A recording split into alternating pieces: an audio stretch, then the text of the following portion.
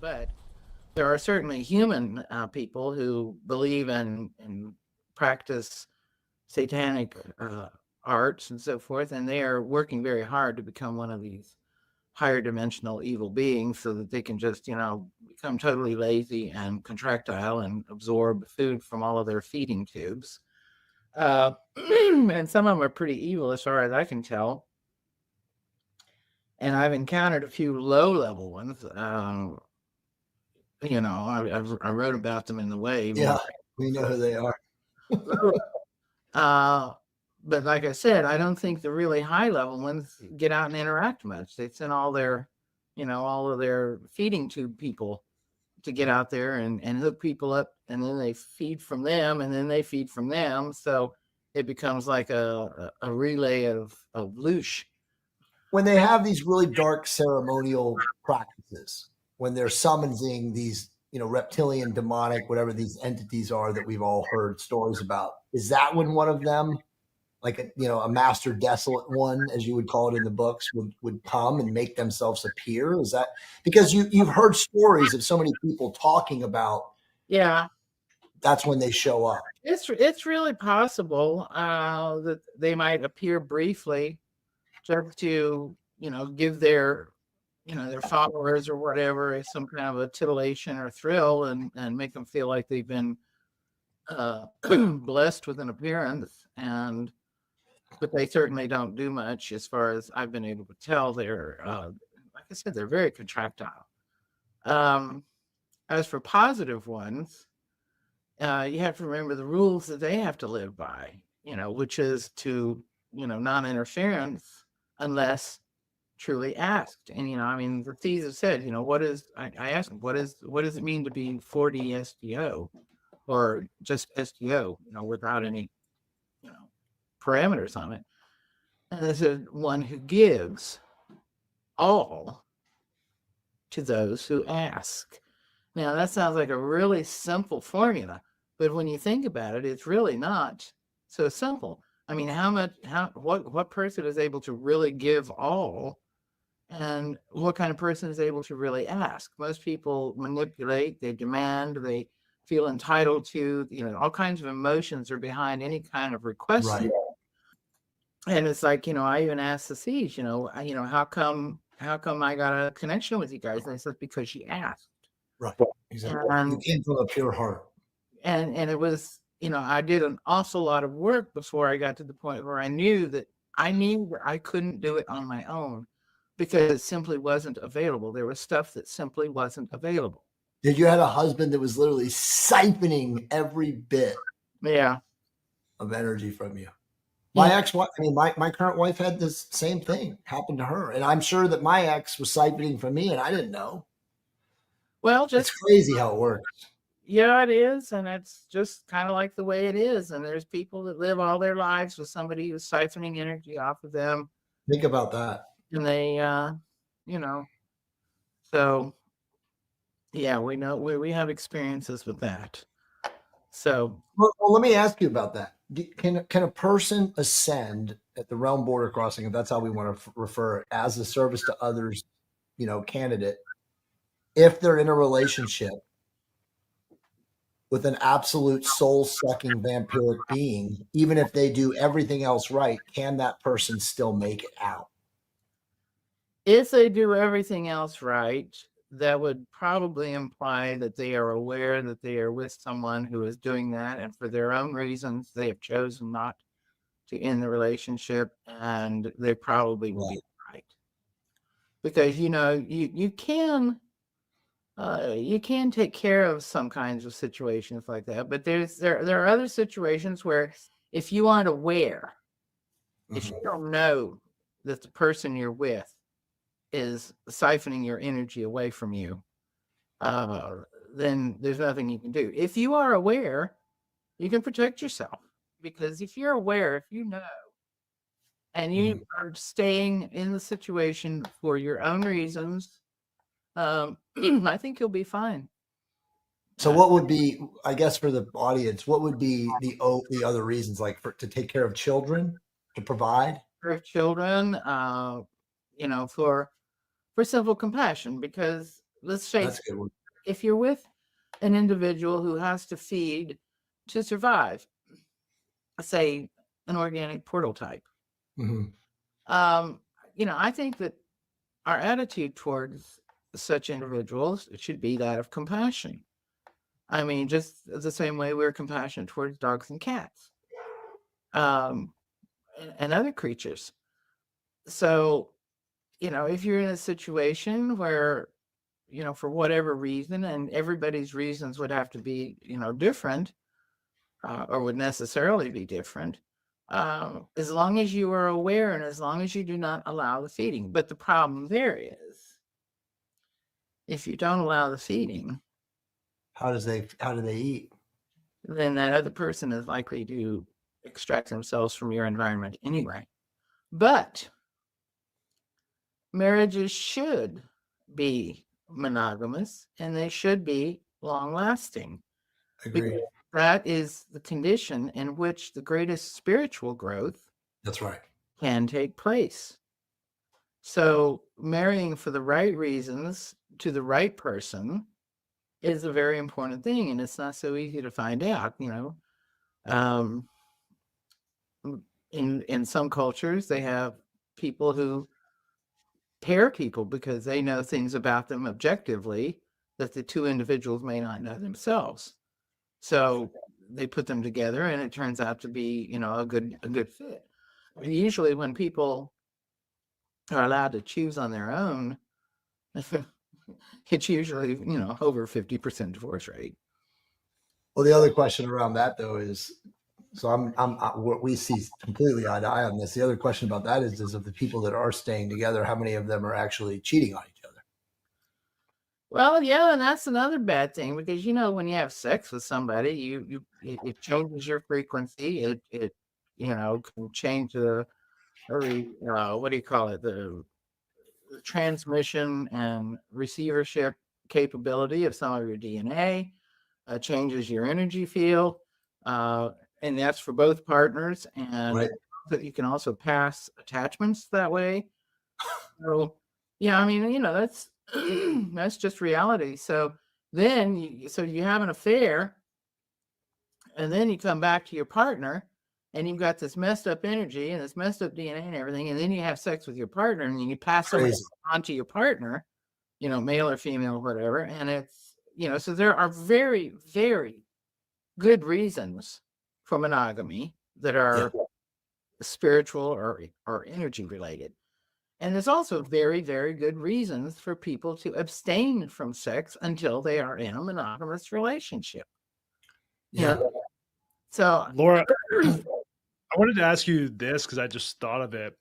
Do you think, because we've talked about the orgasm a little bit, which we could probably go into deeper detail, do you think a child that is conceived through orgasm of both parties at the moment of conception has any sort of like different DNA transcription or manifestation when they're born versus one that is not? And that there's a something to the idea that when two people are in a monogamous relationship, they're in love with each other and they have an orgasm when the child is formed, that child will now either have a different DNA expression that allows them to be more spiritual, whatever that would mean, versus two people that are not, that are one's cheating on the other or whatever, and then they're born out of that, and then there's like this trauma that's passed down generationally to I like it.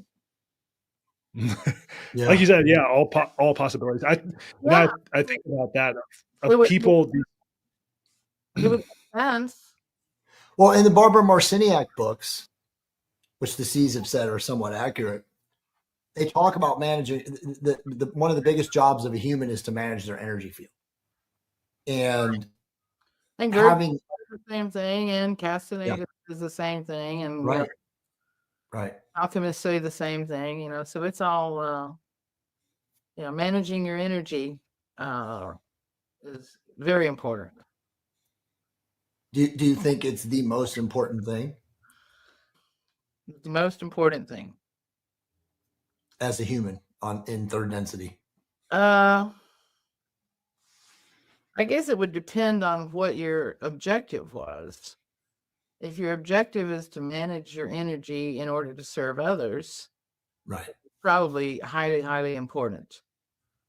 if you're managing your energy because you're selfish and you have selfish goals and aims, then I think it's probably not so good a thing. Good point. It's the opposite. If you're managing energy to harvest adrenochrome, probably not a good idea.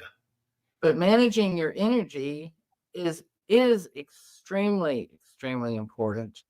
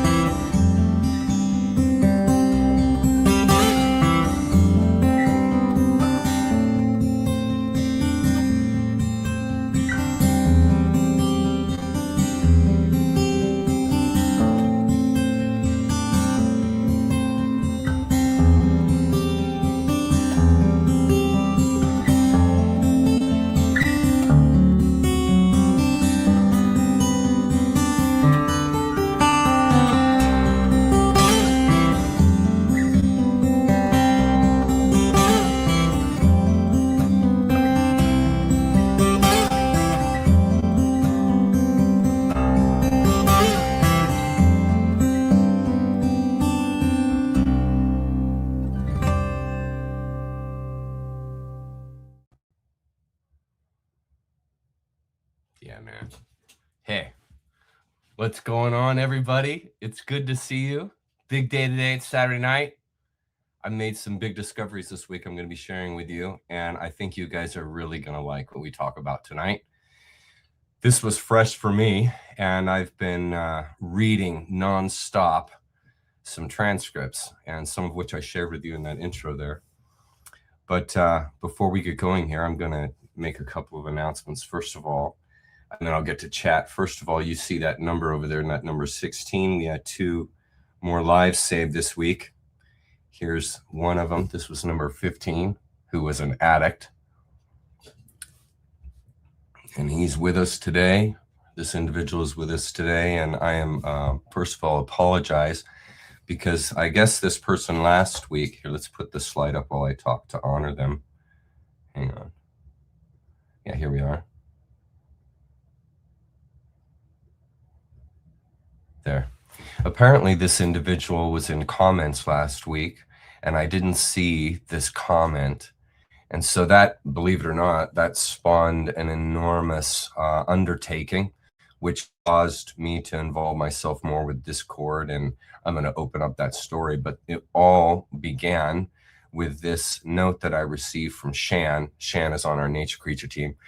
And or I think it was Stacy. Yeah, it was Stacy that found it. And she posted this to let us know. So I would like to apologize to this individual that I didn't see your note. We're going to be making some changes in chat to try and resolve this. But I just wanted to thank this person for commenting and sharing with us this wonderful news. You are number 15. And then the other, number 16. I received this from a Seventh-day Adventist who has left. I'm hoping that this individual will join me on Zoom. But a recovering alcoholic and addict is now with us today. So good stuff. Really good stuff. So that's why our number's gone up today. And I'm very proud of that. We're doing good work here. We're helping people. And we're making a difference. And that number is that number because of you guys. It's not just me. It's not just Nature Creature.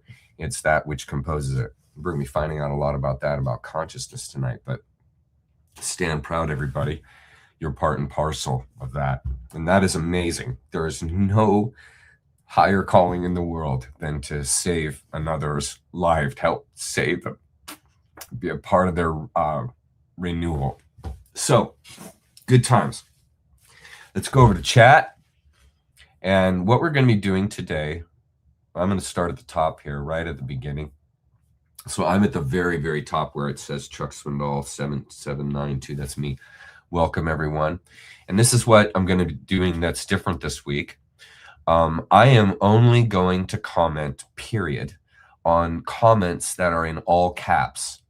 Any comment that comes in that is not in caps, I simply am going to ignore, or I won't read out loud. I'm not going to ignore. I'll read it, but I'm not going to read it out because there have been folks who are getting really frustrated with me that I'm not answering their question, and part of that is simply because I'm so inundated with comments. Typically, we have over 1,000, 1,500 comments on Saturdays, and there's no possible way while I'm talking to you guys I could ever cover all that.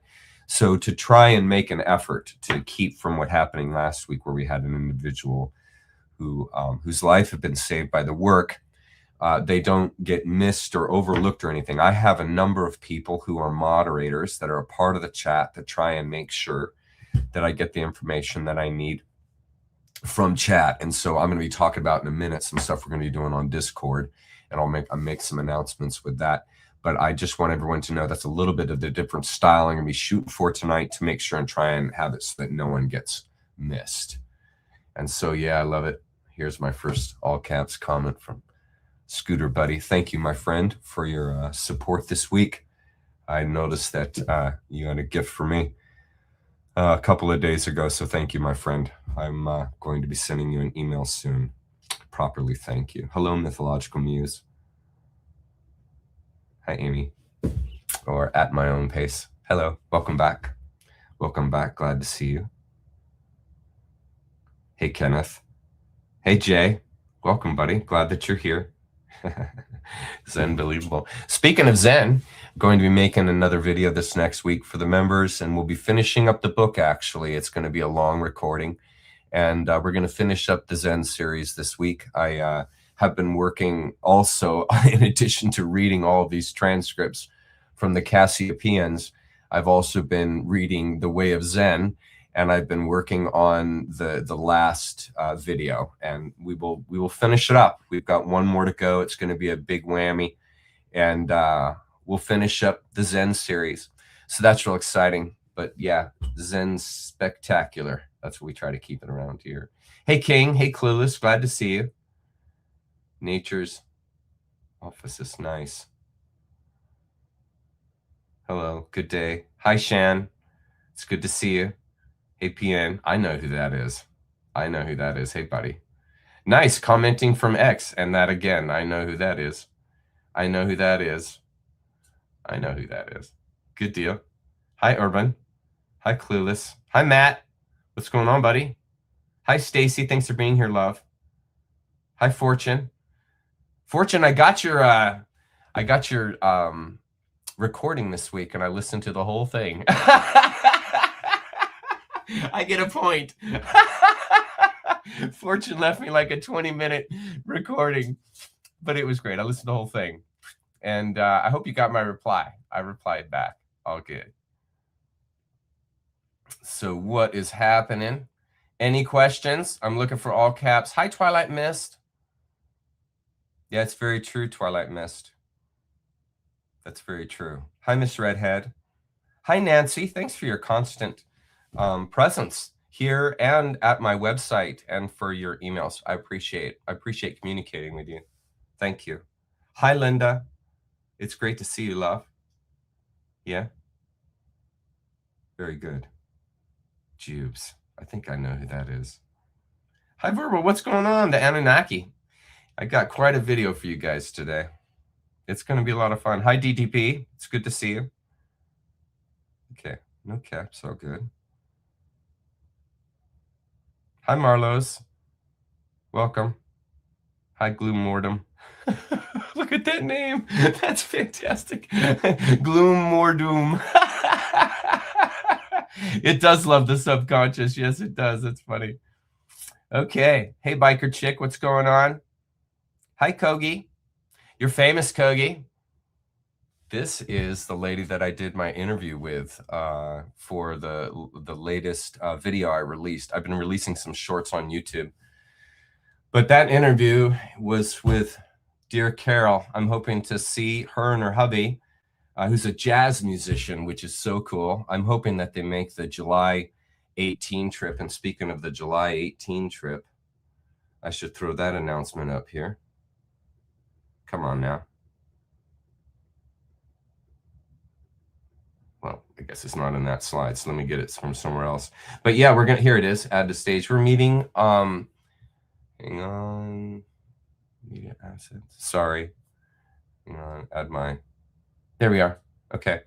So yeah, this is famous Kogi, Carol, and I'm hoping that Kogi, you and your hubby can make it up to Maple Falls. We are having the summer shindig on July the 18th. If you have questions, please let me know.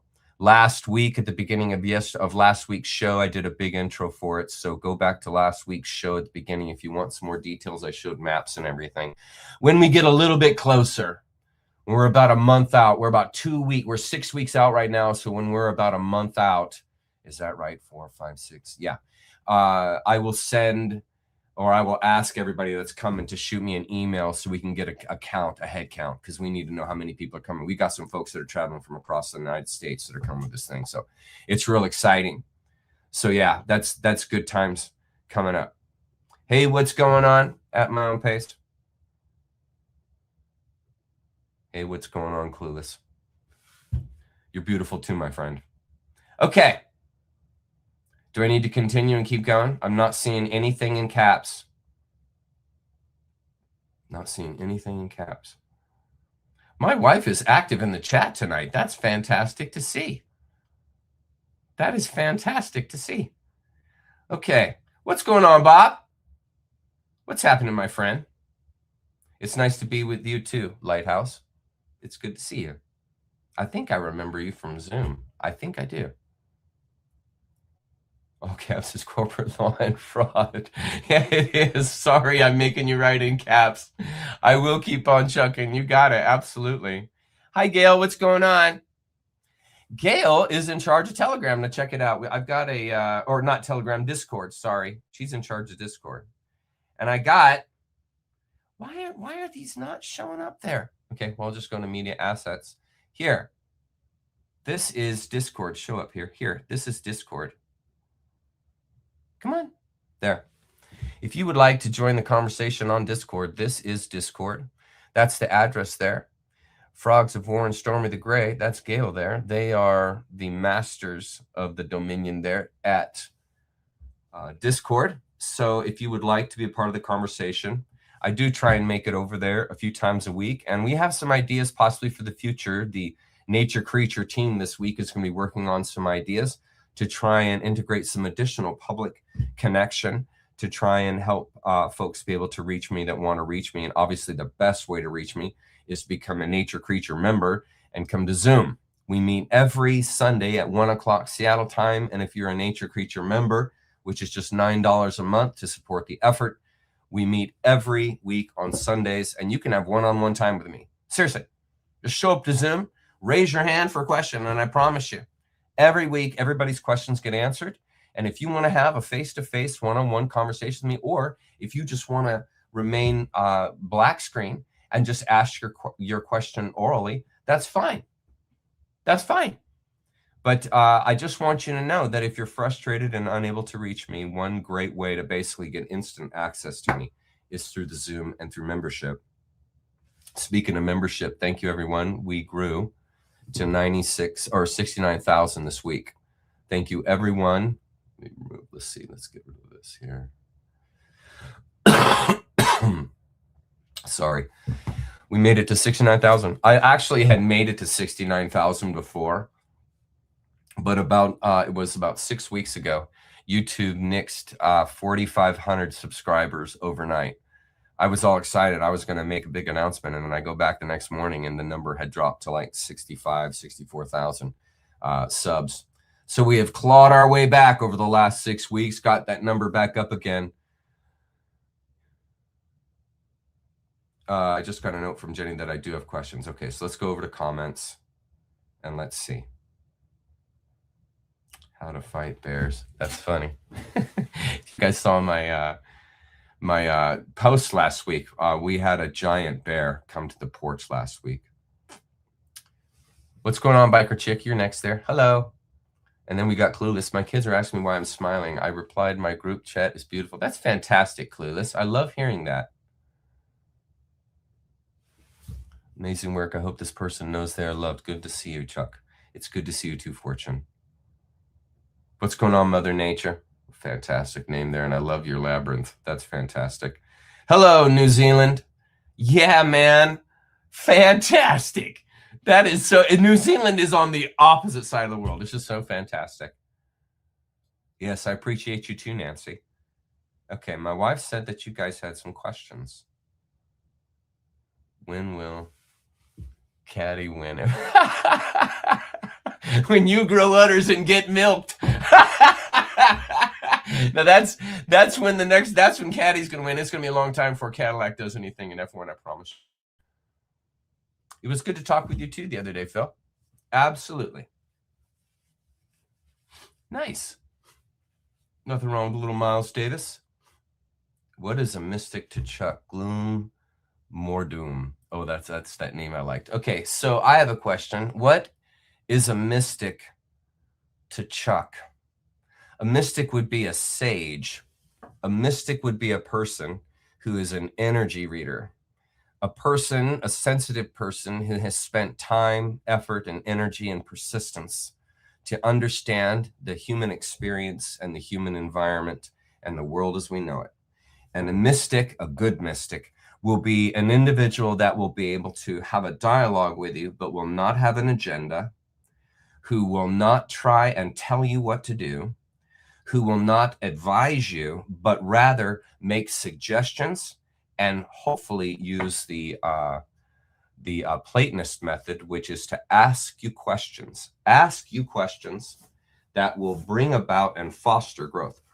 That is the role of a mystic. A mystic is here to transform the world one individual at a time, which is how it happens.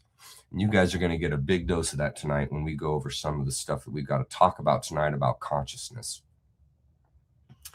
A rare person. Mystics are rare. We think of them as too common. A true mystic is an incredible individual, a completely selfless individual, a person who is what you guys are going to learn about tonight from the Cassiopeans, is a service to others, individual, not service to self. And so a mystic is a true giver. A mystic gives themselves away. Yeah, that's a true mystic. When you find a good mystic, man, you have found a treasure.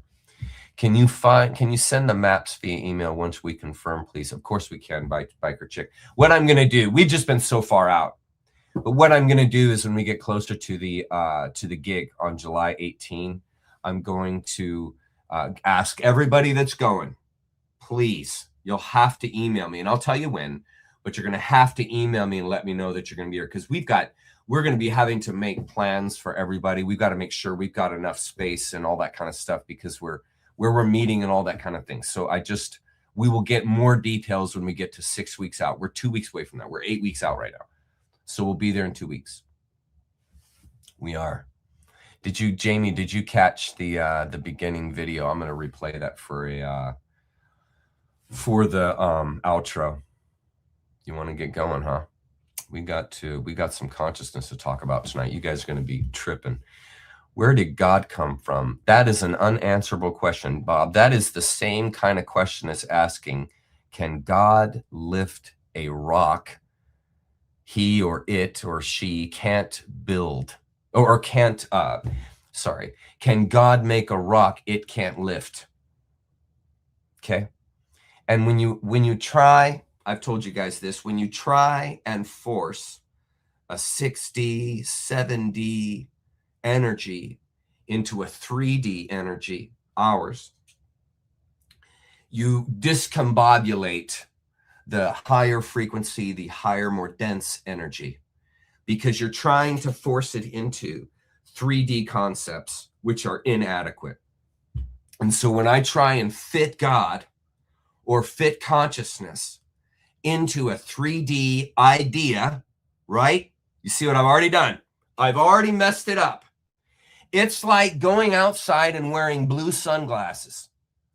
You're not going to see authentic outside. You're seeing a tainted version.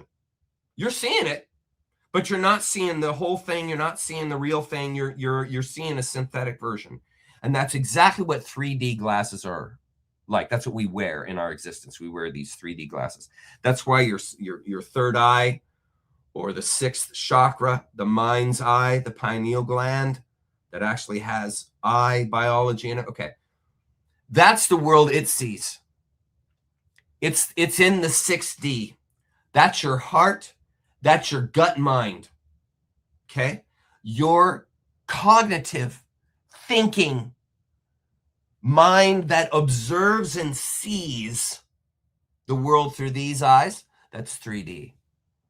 You see? And so when I try and take God and I try and say, okay, I'm going to define God and say, okay, this is where God came from a 3D perspective. Do you see how I've already missed the point? I've already missed the point. Okay? So in other words, the question that you're considering in your mind has to be open. That's the idea of symbolism and metaphor. These are symbols and concepts that are open, not closed. And when I say where God comes from, so you say I'm closing it off. I'm saying this is the start, right? I'm closing it. Whereas when I put God in a symbol, in a metaphor, you see a metaphor, there's no final word there, right? No final word. And so I'm opening to God. When I utilize the metaphor, the appropriate puzzle, the appropriate question, which can handle a larger density than the one that you're in. Yeah? Great question, Bob. Great question. Okay. You're welcome, Gail. You're welcome. Yes, you are correct. Hello, North Texas. Hello, Shannon. Hello, love. Welcome. I used to live in North Texas. I lived in North Texas for 15 years. 15 years. And had enough of the heat. You guys will be hitting triple digits here soon, if you haven't already. Look at all the Texans. Friar Tuck, hello. Welcome. Hi, Michaelia. Nice. Dirty Patriot. Yeah. Good deal. Disobedient. I love disobedience. I'm a big admirer of that. Hello. Hi, Urban Jazz Groove. Heck yeah.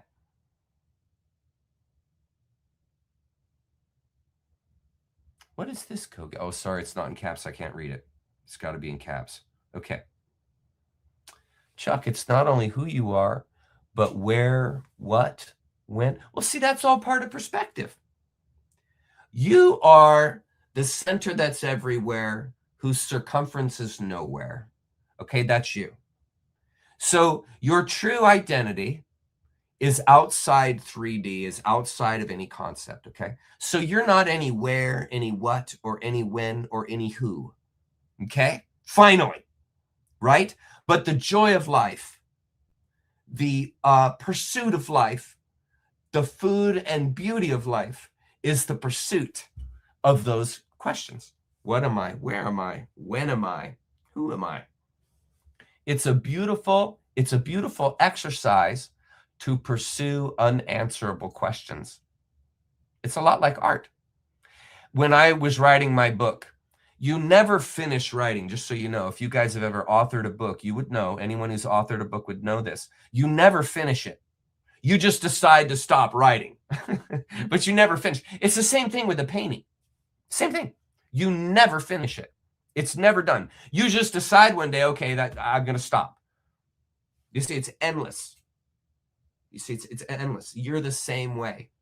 And when you live in this life here, as you're living right now, you're painting a painting. And then when you die, meaning this body falls off, the painting doesn't stop, right? It's eternal, just like you. It's your soul. And you are forever painting pictures of experience, knowledge, perspective as gifts to the all. Yeah, because this is what you bring. This is why it is so important for you to recognize this kind of stuff, because this is what you bring to the table. Okay. Here we go. I'm in a full-blown, oh, I can't read it. Sorry. It's got to be in caps. Got to be in caps. Hey, thank you. I'm so happy, Jamie. Thank you. Tarot's incredible. It's just we can't just stay, I'm not going to become a nothing but tarot guy, but I really liked covering the series because it really encourages others to pursue it, because it works. It works. But the reason I quit is or I didn't keep doing tarot is because it's too good. It told me too much. I didn't want to know that much. I'm in a full low. My friend, tonight, I think I've got an answer. I'm going to use that as our point of departure. Okay, media assets. Let's do this. Here we are. Tonight, we are on What is Consciousness? Let me kick this off with Felipe's comment there, because I love Felipe and I want Felipe to be content, happy, and fulfilled in his life. So we're going to begin the process of making that happen. Okay, you guys ready? No, I don't want to do that. Okay. Let's go to the first slide. Now, the first thing I'm going to do tonight to introduce us to the discussion of consciousness is I'm going to play a video on a project called Moksha. Now, Moksha was tied into the Cassiopeian project, which was a Laura Knight endeavor, in that Laura pursued a channeling to the thought form beings called the Cassiopeians, and they're in the Cassiopeian celestial body that is near the the nebulae of the Heart Nebulae, the Bubble Nebulae, and there was one other one I can't remember, and which is a nice thought. Now the Cassiopeians claim to be, I'm gonna just open the whole thing up, so just get ready, put your seatbelt on, here we go. The Cassiopeians claim to be us in the future as a thought form, and Laura Knight channels these individuals on. This is what caught me into this, and this is why this whole thing opened up. I watched this video I'm about to show you, and I'm going to walk you down the same path I walked down so that everybody can follow this. I watched this video, and it pointed to this Cassiopeian project, which has these transcripts called the Cassiopeian transcripts. And the Cassiopeian transcripts are the translations of Laura Knight talking to the Cassiopeians.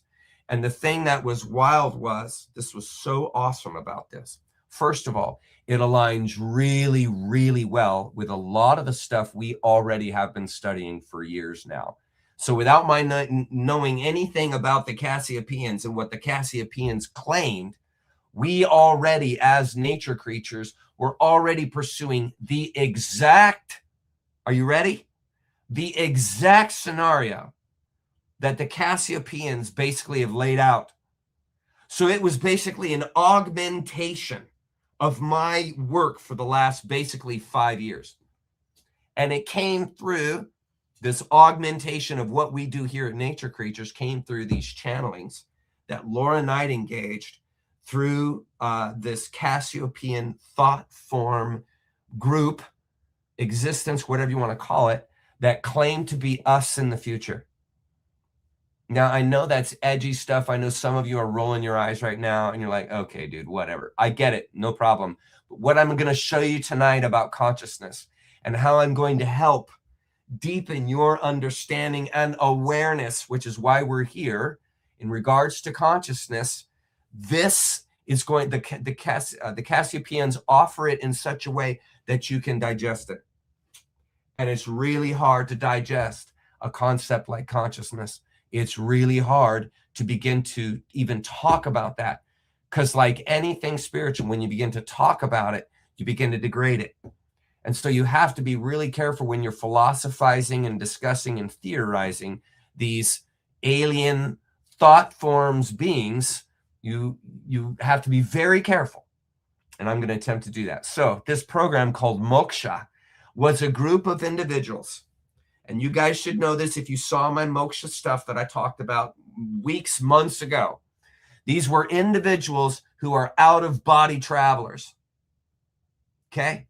Same thing that Bruce Fenton, the guy that talked about the fallout from 800,000 years ago, and the metal buttons, the metal pellets that came out of the sky, melted midair, and landed and covered everywhere from China through Australia and down into Antarctic. Okay, those are out-of-body travelers, and they go to a space called 4D.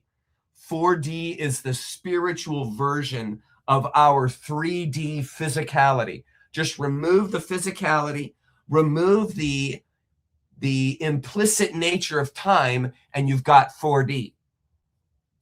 Okay, and so the whole Moksha program were individuals who became skilled, adept at being able to go raise their vibration and carry their mind into 4D.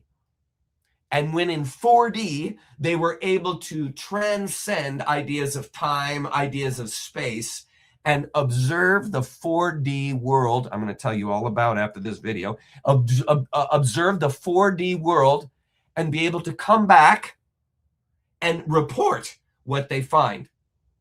This is where a lot of the idea that we're on a farm, that loosh is the principal farming fruit from the earth for these low frequency service to self entities and individuals in 3 and 4D. It is these ideas of loosh, and the spiritual invigoration that you feel is the food that a negative being, that an empty being eats. When you go into ritual, when you go into meditation, and you have these high feelings, uplifting feelings, vital feelings, energetic feelings, motivational feelings, happy feelings, that is your soul vitality. And as an aware, awakened 3D service to other individual, you know what that's like. You have firsthand experience of it. I'm not talking woo-woo. You have experienced this. That vitality, what I like to call the entelechy, the realization of the soul's potential. Your entelechy is loosh. To understand. And beings who are of the service to self type, self-consuming type, eat that. They eat that. Okay? Because they don't have that vitality. This is what gives you life, encouragement, and upliftedness. in your everyday, no matter your environment, that's your soul energy. That is because you are a being of the organic light. You are a person who is living their life with the idea of service to others, being a part of the betterment of society, the betterment of yourself. You have an idea of self-responsibility for yourself. You have a natural inclination to grow, become, emerge, and not just take the status quo, not just eat the standard fare food for the common. That's not you. You have realized a deeper principle, a deeper truth that is past the 3D nonsense illusion that we live and exist in. You're on that higher plane, okay? That vitality within you, your intellect.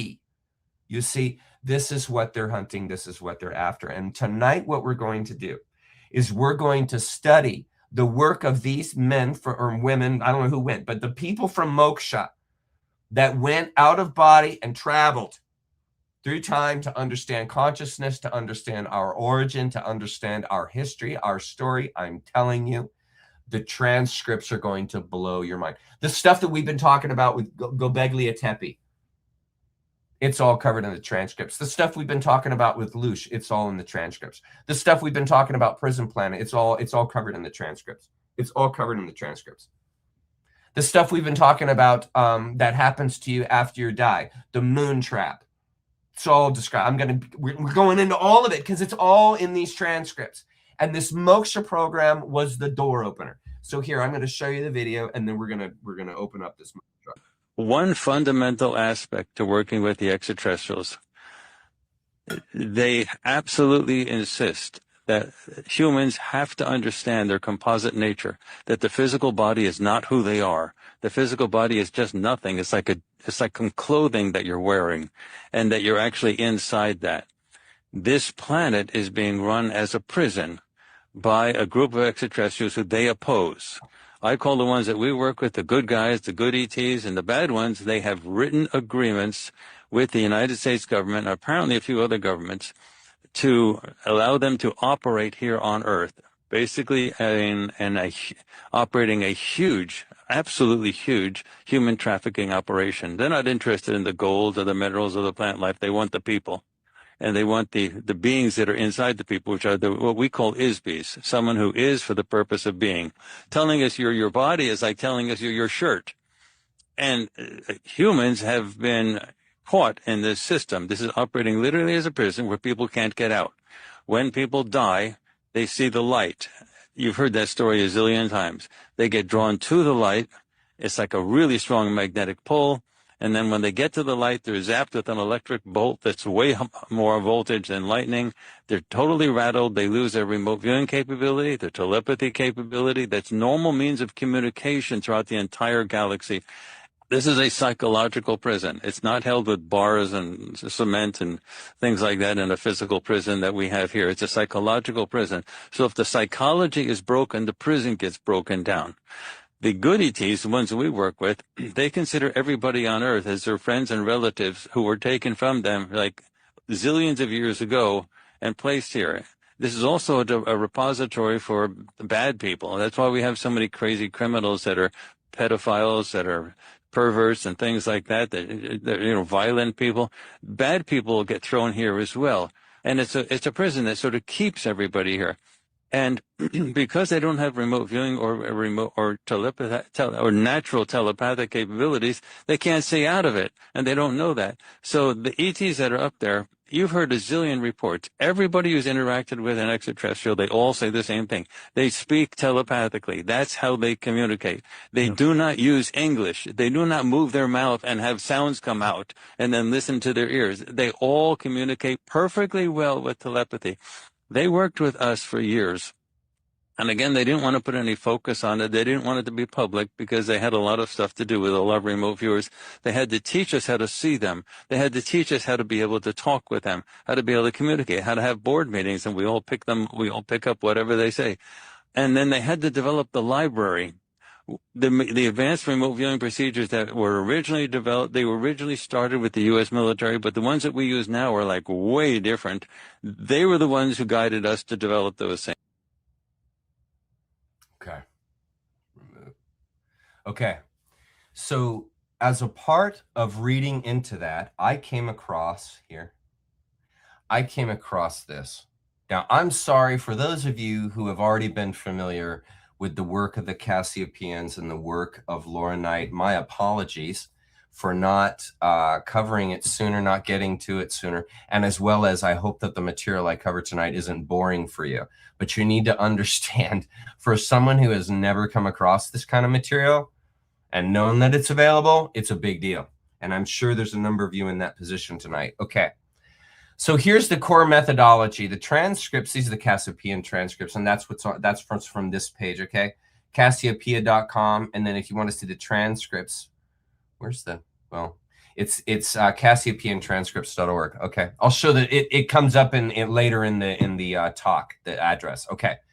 The transcripts emphasize a scientific, mystical, fourth way approach, drawing, now this is what really, really, really caught my eye, drawing parallels to Gurdjieff, Castaneda, because I am a big fan of Carlos Castaneda, and then as well as Sufism and Altaic shamanism. This is right up my alley in how I understand the world. And Laura and her team, including a physicist named Ark, treat the sessions as data for critical analysis. And this is what I loved about it. There's no agenda. This is what I loved about this group. They don't have an agenda. She's a channeler, and she's just simply communicating what she is channeling in from these outside beings. And you can't believe how well it follows the exact protocols, the exact stuff we've been doing for 5 years now. And I was oblivious to this movement. Okay. So anyway, here, treat the sessions as data for critical analysis, cross-reference with science, history, religion, and personal experience. I mean, is that not what we do every week here? We cross-reference the data. I do this every week with you guys, with science, history, religion, and personal experience. And we juxtapose these things and we tease out truth from all this. Okay, so no, on the front end, they're doing the same thing. Laura's doing the same thing. Okay, she's following that same pattern. No agenda. Let's just study, observe, learn, and discern our way through this. Readers are repeatedly warned not to read the raw transcripts in isolation without Laura's narrative context, the Wave series, and Adventures with Cassiopeia. People often project their own beliefs and misinterpret the material. The official site and forum strongly recommend starting with The Rave, which is a book for proper framing. I did research on that stuff. We're going to get to that. But after doing all that I was researching, after all that I did, I thought, the best way to explain this is to draw out the universe. So I'm going to get to that in a minute. So the next slide here. The Cassiopeian experiment transcripts. This is what built this idea of the universe. I'm going to tell you here in a minute. It's not a single conventional book, but a multi-volume series of verbatim annotated channeling transcripts. Laura Knight compiled and composed them in print form with annotated editions currently covering the early years. And I'm telling you, folks, let me tell you right now, there's a lot to read. What I would really like to do is for the folks that attend Zoom, can you please take either screenshots or take notes as you review the transcripts and bring into Zoom your questions? It's a gold mine. It's a gold mine. It's perfect for those who have had questions that they haven't been able to find answers to and are frustrated. Go through the transcripts. Go through the transcripts and then bring more questions to Zoom and we'll get through it. I promise you we'll get you the answers. Okay. The material originates from a long-running supraliminal thought transfer experiment, deliberately not called traditional channeling, that began in '94 after 2 years of preparatory work. Laura and a small group used a Ouija-style board to communicate with Source, identifying itself as "We are you in the future." Specifically from the Cassiopeia star system, or near Orion, the Cassiopeians describe themselves, listen closely, they're sixth density beings, a future evolved version of humanity or Laura itself. This doesn't necessarily or have to mean that they're human. Understand that. Our form is relatively common. in the universe. This idea, 2 hands, 2 feet, 2 eyes, a head, a neck, a body, this kind of a thing is a common theme. A common theme. And we're not the only ones that look like this. There are other aliens that look like this. And so what it's saying here is more like the Joseph Campbell idea. You see here, the Cassette describes 6 density beings from a future evolved version of us. And that could be metaphor. Because if you think about the core of what we all are, we're all the same. We're all soul beings. Even the extraterrestrials, they all carry souls. The ones that are eternal, that's us. If you're watching me today and you have a soul, you're eternal, that's who you are. You're one of these beings. And so what this is saying here very creatively, and this is where you have to see past the words, when it says right here, a future evolved version of humanity or Laura herself, it's talking about in the greater context. You need to understand these are outside form dimensions. This is all metaphor. The words are to open to you, not close. The Cassiopeians are not here to give you final answers. They're here to challenge you just like me, just like any good sage or mystic. They're not there to give you answers. Even they know, a good sage or mystic knows they don't have the answers. A well-grounded, a well-founded one knows that because you can't put a wonder into words. Right, we've talked about that already.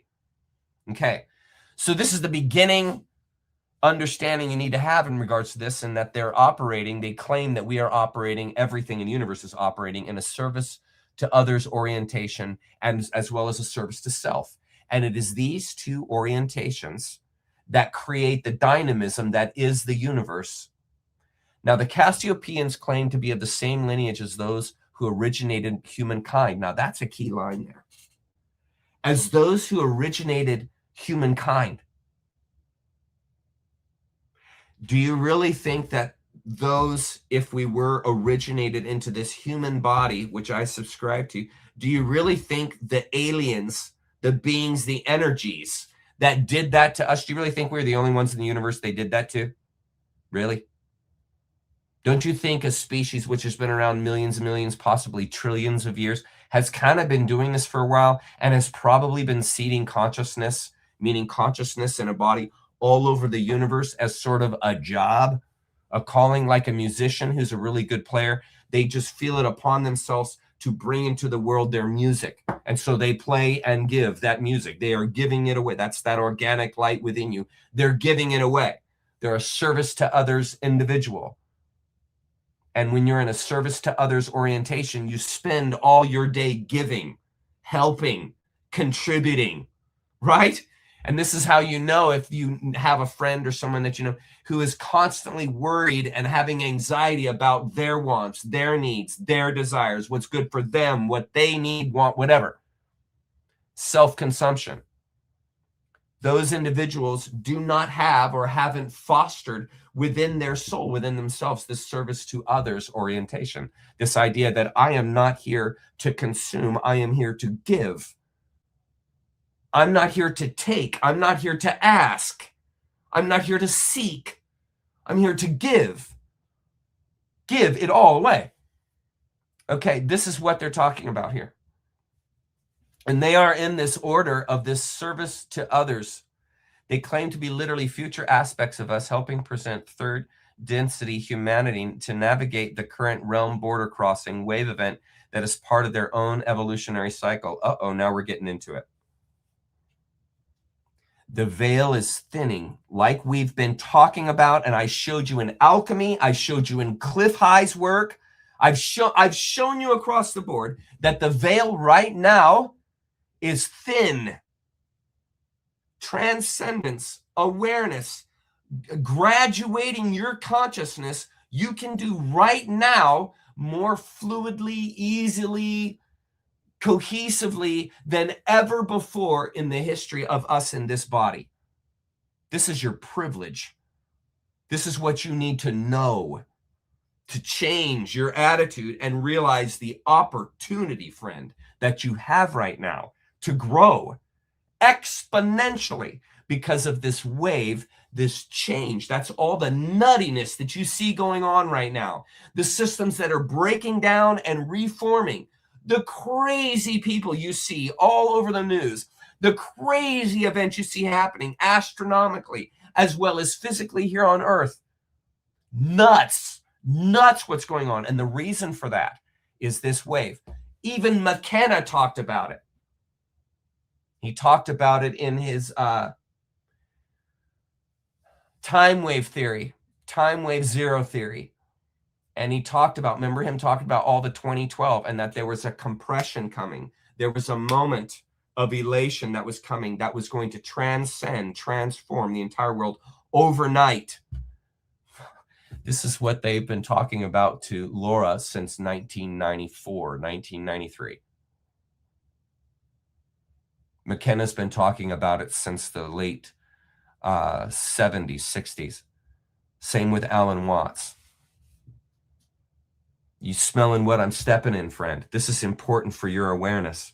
Assisting their past are now is an STO work, service to others works, either serving to others, helping others, that advances the entire collective soul group. And what the heck do you think we are doing?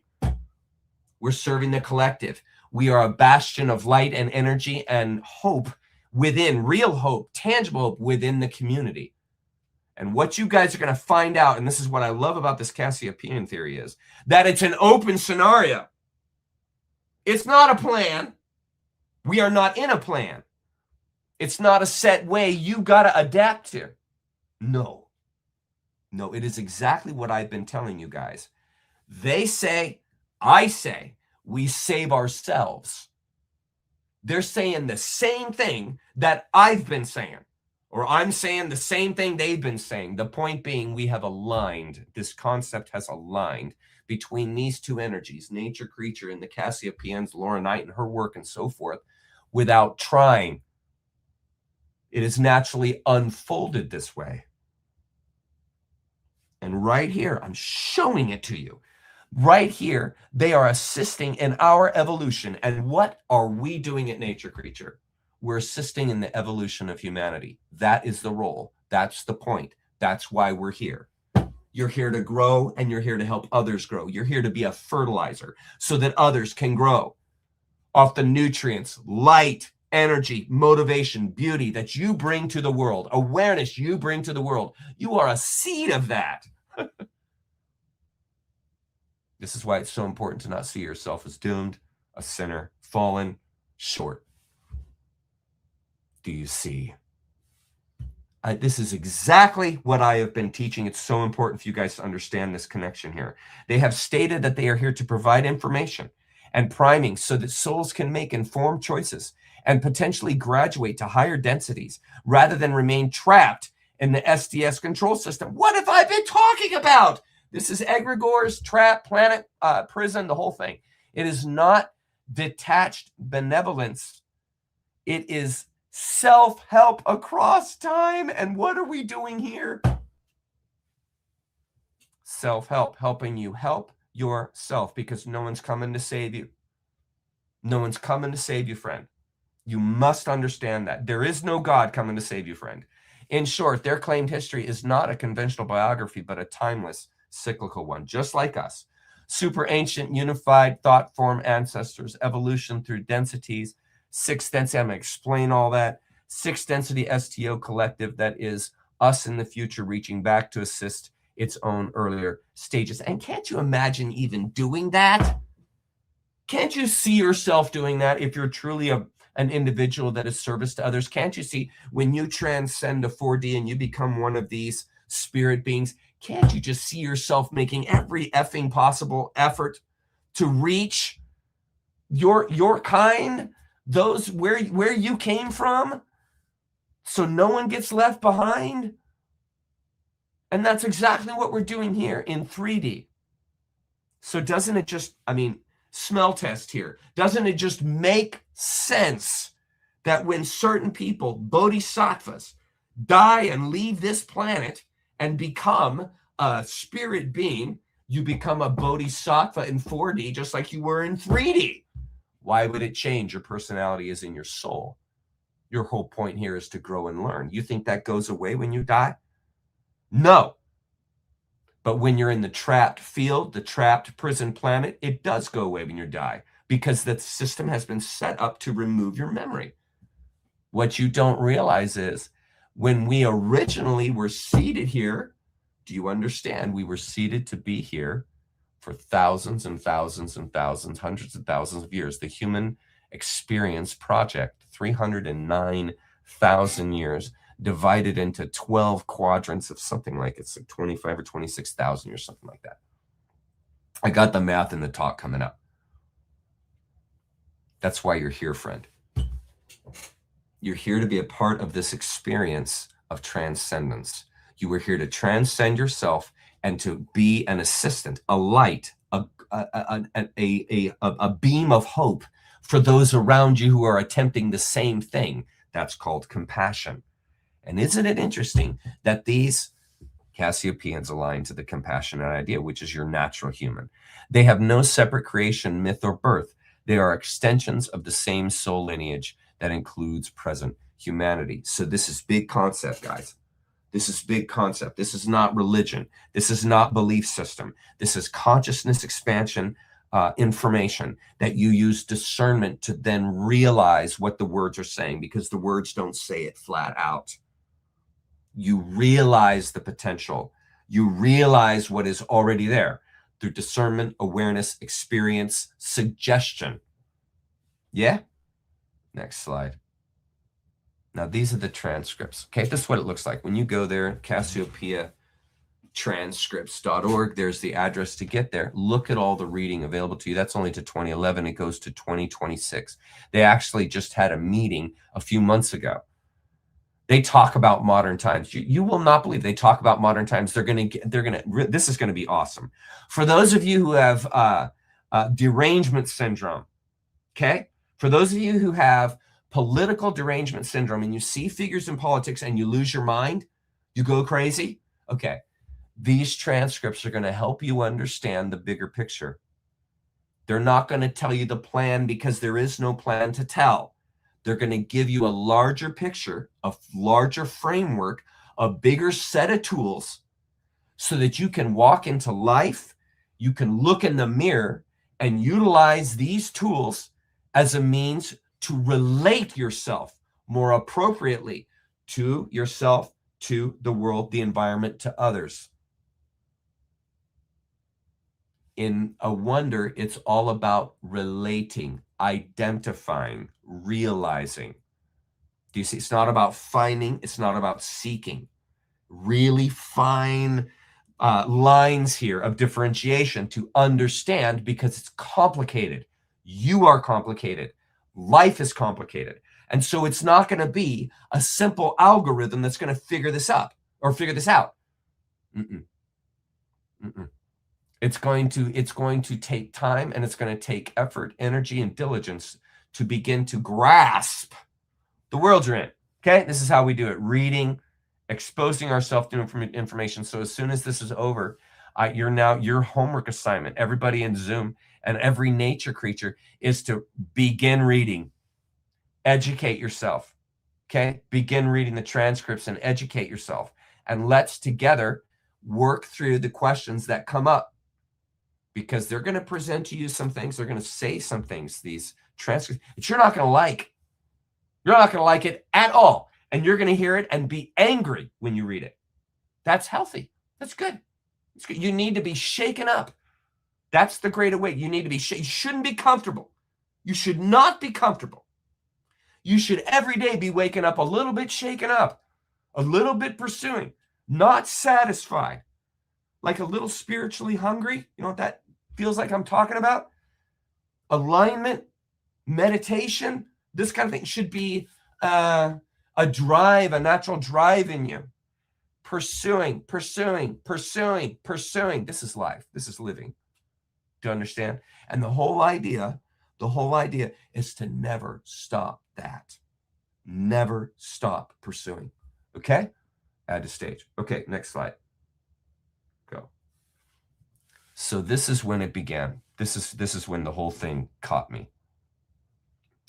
Now they're asking a question. Okay, so just so you know how this goes down, the way it works out is Laura goes to a Zoom meeting. She's got a place where she meets, and then she's got her channeling materials and tools that she uses for her channeling work. And as that guy said in the Moksha video, we're the only basically aware creatures in this galaxy or in this quadrant that actually use our mouths to talk.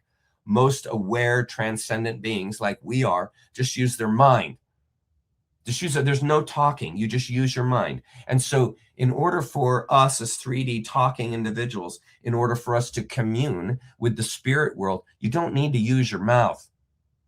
You can use your mind. You can talk through your mind. And so there are tools, there are channeling tools that every channeler finds that work for them. Just like a musician finds the instrument that speaks to them, that they resonate with, quote unquote, that just works, that just, it's there. Okay. And then they pursue it because they have this natural inclination for whatever that instrument is. That's their gifting, calling them. A channeler's the same way. Their instrument are channeling tools, divination, meditation, meditory, symbols, forms, chants, rituals, these kind of things. And these are all instruments, tools to be able to access the non-worded world, namely 4D, the spirit world. Okay, and so she gets her Zoom group together. She's got her tools there with her, and then she channels. And then people in Zoom give her phone. I mean, the closeness to what I'm doing in Zoom already, it's insane. But she has the audience, or the Zoomers that are there with her, and there's usually about 50 people or so in there with her in Zoom. They give her the questions. And then she reads the questions, and then she picks out the ones that she thinks are appropriate. I mean, how much does that sound like what we do here every night or Saturday nights? She picks the ones that are appropriate, and then she channels in. And they get instant answers. And these Cassiopeians give them answers. And so what you're looking at here is a transcript of that. See where it says A, second? That's an answer. A, consciousness of God, for lack of a precise term. That's the Cassiopeians talking. Okay, then you have the question. Now, Archie, that's Ark. He's the physicist. You have to ask the question, where is consciousness of God or anybody? Now, this is what caught me up. This was the catch. This was the lure that caught me. Okay. So what they're talking about is the person who can read an envelope, something in an envelope, and they're able, behind a wall or whatever, they can tell you what's on the envelope. They're tapping into that 4D. They're tapping they're tapping into 4D. That's why they can do that. And the more lucid, the more conducive and fluid your mind, can tap into the spirit realm, 4D, right? The less concerned, the less blocked you become by physicality, by materialism, because it's in the mind, you're traveling. Okay, so the physicality doesn't matter. It's not really there. It's there and not there. Okay, like an aftertaste in your mouth after really good wine. It's there, not there. It's kind of like, but it's impactful. It's heavy. Same thing with this spiritual thing. And so you have people who can walk into that space and they can do stuff that you and me, normal people, can't do. They can bend spoons. They can travel to freaking Mars. They can read another person's mind. They can auto write. They can do all kinds of stuff. Skills, like watching a great guitarist. It's like, my God, he has hands just like me, eyes just like me, ability just like me. My God, I mean, this guy, this gal has mastered this instrument. And you stand in awe when you see that. Of course you do, because it's a wonder. This person is doing something you certainly can do, but not as good as them. They're gifted. And so when you find this kind of shit in your life and you can accentuate it, that's power. That's power. Think of a musician on stage. Think of Michael Jackson on stage, Metallica on stage. Think of the power that person carries. And all they're doing is, quote unquote, all they're doing is playing an instrument. And they have power. It's because they have tapped into the spirit world. They're natural, innate spirit gifts that we all carry. Certain people find out that about themselves. And when they do, they are an untouchable force. You can't touch it. It's beyond, like, my God. And so that is exactly what happens when you tap into this. And this is exactly what Laura's doing. She's found a gift called channeling. She's found an instrument that works for her. And she can talk like I'm talking to you right now. No barrier. No, it's just like another day at the office, quote unquote. Got it? So this is the conversation. They're talking about reading an envelope that you can't see. So another possibility is that this envelope or whatever is inside it is only addressed to information that is there. And since the time when someone wrote it down, the information is already somewhat in the information field or something like that. That's the Akashic field. And so there is no X-ray vision. There is communication with global things. That's the key. They're not seeing through the material, folks. They're actually feeling, sensing, hearing in many ways in their mind where there is no sensorial. Got it? It's energy, but there is communication with global things that collects all information about everything that was ever in anybody's thoughts, even thoughts, right? They are not lost. Provided you know the address somehow, once in a while, some people can access it. So this is the first possibility, or the second. So is it the first they're reading, or second they're tapping it? And he's saying second, they're tapping it. And then they ask, well, where is this information? What kind of an animal is it? And look at the answer. Look at the answer. Consciousness of God, for lack of a precise term. You're reading? You're reading what's happening? This person who is able to read what's on that envelope is tapping into the consciousness of God. What is the great musician? What was Bach tapping into? The consciousness of God. What was Hemingway tapping into? The consciousness of God. Do you follow? What is every great guru, speaker, lecturer doing when they speak and lecture? Just like when a musician plays, they're tapping the consciousness of God. And look right here. Look at the Cassiopeians say. That is what is this underlying force, guys. It's right there. Now, Archie, you have to ask the question, where is consciousness of God or anybody? And then they say, no, it can't be a field. Why can't it be a field? Because it has nothing to do with space. It is not located to space. Because it has nothing to do with space. It's not located to it. Right. A field is a space. Now, here we're beginning to walk into trying to help those who don't quite grasp this yet, being able to grasp it. So here's your first clue. It's not a field. Consciousness is not a field. It's not a space. But we have to use the words field and space to be able to categorize. Okay? So that is for our benefit, not for consciousness's benefit. It's a put down for consciousness because we're putting it into categories. Consciousness past that. But to have a conversation, you see, we can first say these the apophatic approach, what God is not. And what God is not is a space, a field, or a form. So if we want to understand consciousness, we understand it's not a space, it's not a field, it's not a form, it's not a being, it's not a thing. Apophatic. Okay. So this, unfortunately, it says it has to have something to do with space. Okay, now, but consciousness, what is it? I don't know. I know the meaning of the word, but there are thousands of views about what consciousness is. Can you kind of make it closer for a physicist? Now, this is what Ark is asking the Cassiopeians. This, unfortunately, this is their answer. This, unfortunately, is where words break down. See, so the Cassiopeians, us, whatever, we're already on that tack. Remember how long have I been saying to you guys since the beginning when we were studying the Canaanites? I've been saying it's word. There's no words for God. Okay, words break down. Unfortunately, this is where words break down. There's no words for God. There's no words for consciousness. It's not a field. It's not a space. It's not a thing. It's not an it. You can see how now when you genderize God into he or she, you're even going beyond just categorizing. Now you're putting that category into a category. Do you see how further you're getting from it? The more you say, the more you claim, the further you get from it. Do you see how it works then? Do you see why cultures and people have been grappling with this for thousands and thousands of years? Because there's no set answer way, finite. Doesn't exist.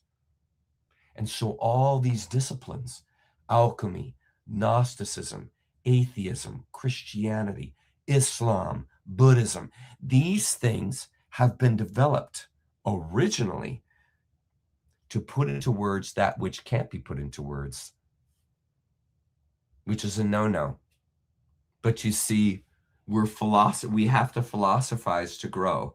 We have to use the nutrients, the available context and environment in which we are in to grow. In other words, sprout where you're planted, friend.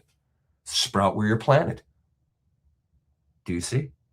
And this is how we sprout from where we are planted. We are working from a space that you and I both can stand in and grow from together, which is exactly what we're doing right now in studying this together. And so they say, the Cassiopeans say, okay, words break down.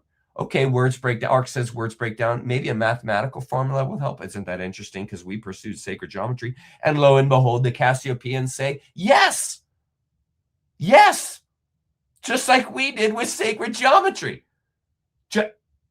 Nobody mentioned the Cassiopeans to me when I was studying sacred geometry, but yet here we are again, landing in math as a way to understand this better. You suggest some part of mathematics. Can you suggest that, Cassiopeans? Yes, we can. And look what their answer is. Pronalytical. Now, this is an interesting word. Are you ready? You guys are going to love this. Pronalytical is condensation. Pre-analytical is a method. Follow now.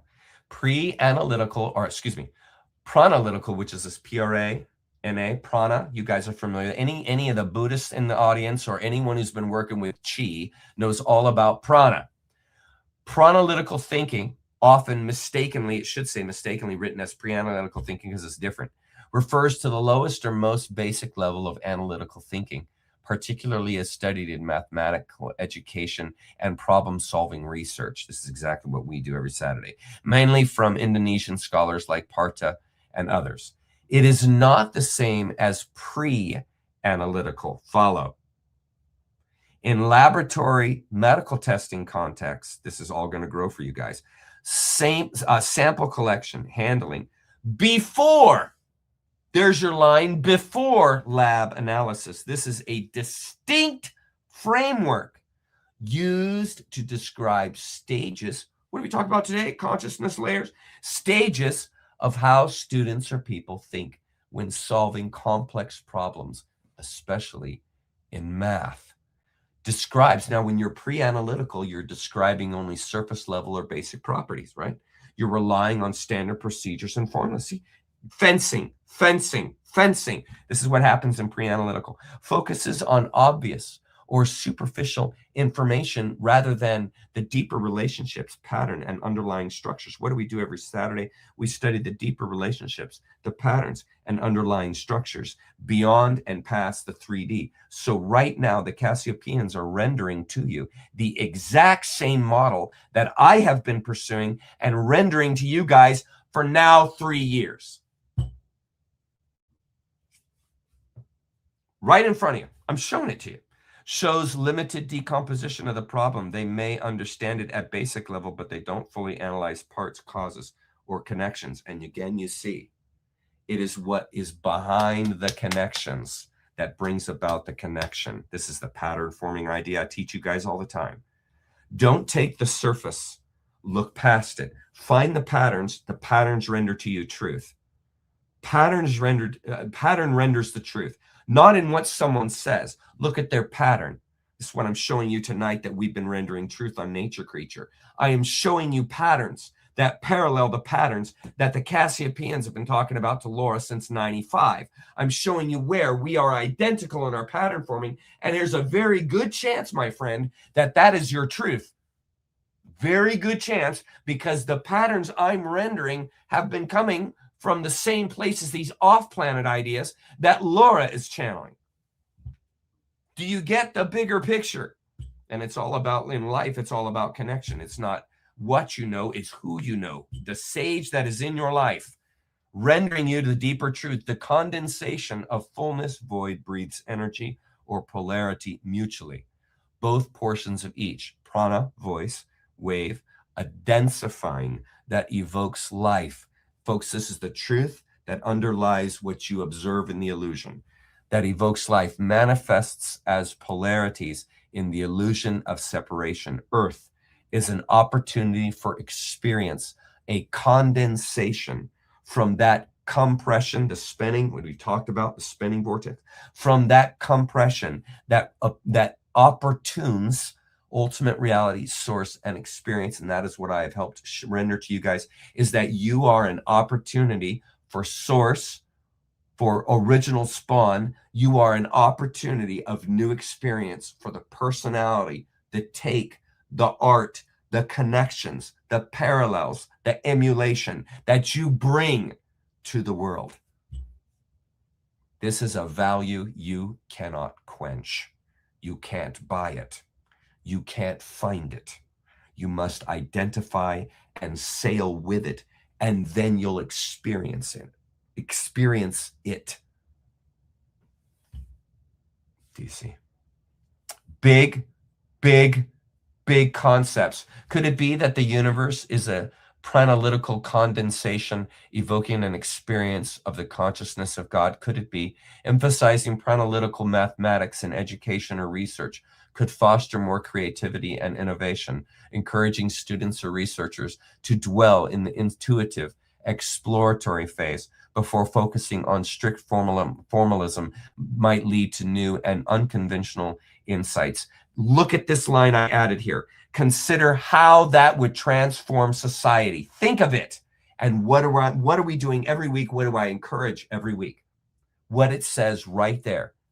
Encouraging students or researchers to dwell. What do I say all the time? To meditate in the intuitive, exploratory phase before focusing on what? The world. This is called anti-anxiety. This is called a prescription for anxiety. This is yet another way, another set of words that I am rendering to you, a practical, reasonable, accountable way to remove anxiety from your life, basically without trying, simply by attitude change through perspective change, which you don't try.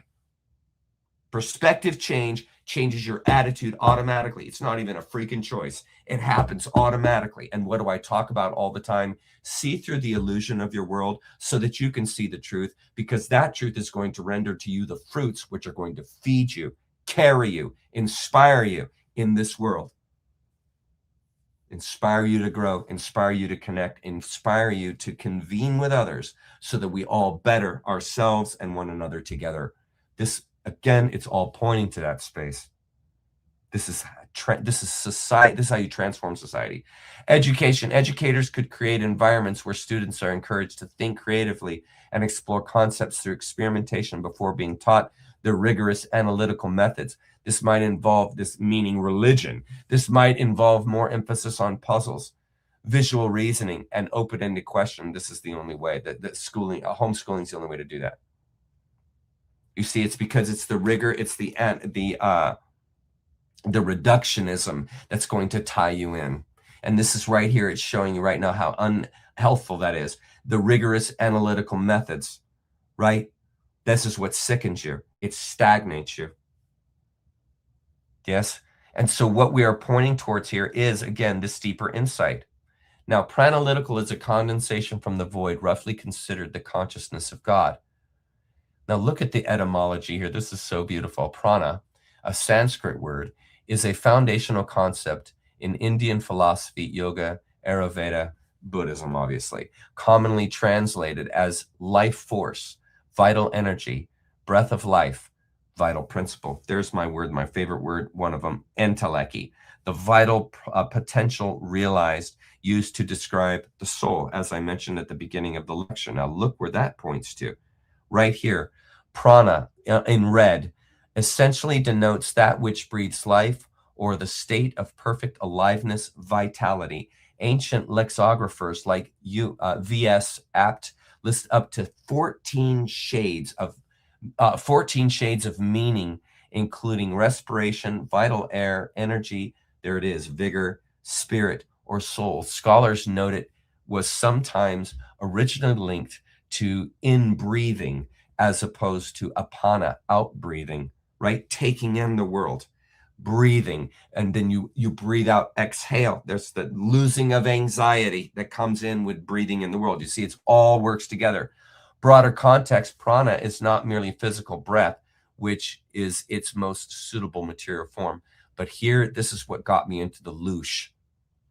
But the underlying energetic principle also concentrated, and look at this, in blood, semen, and vaginal fluid. And as we have studied satanic ritual, what are the 3 substances that are most often used in satanic ritual? Blood, semen, and vaginal excretion. And look here, vaginal fluid. Right there. Isn't this interesting? In some texts, it is the universal food. What an interesting way to term that. Grok, the universal food, sustaining karma and dharma. Indian martial arts, also treated as the animating energy. How many times have I used the animating factor? The animating energy inside of it. How many times have I said that to you guys? For combat and healing. Now, this is what you need to understand. That vigor, that vitality, that energy that comes out of your soul naturally from the organic light that you are, right? That is what is called loosh to the predators. This educates you. That is what they are after. They are after that vitalizing entelechy that you were born with. That's what they're going after. That's what they're going after. And that to you is spiritual epiphany, right? Because you are an organic light being. You are in service to others. So this is your vitality, your food. Now see a person, a being, a spirit who is in service to self. You see, they don't have that. That's why they have to eat it. It's called loosh. They hunt you and extract that from you. That is what the earth is, an extraction sphere. It's been turned into that.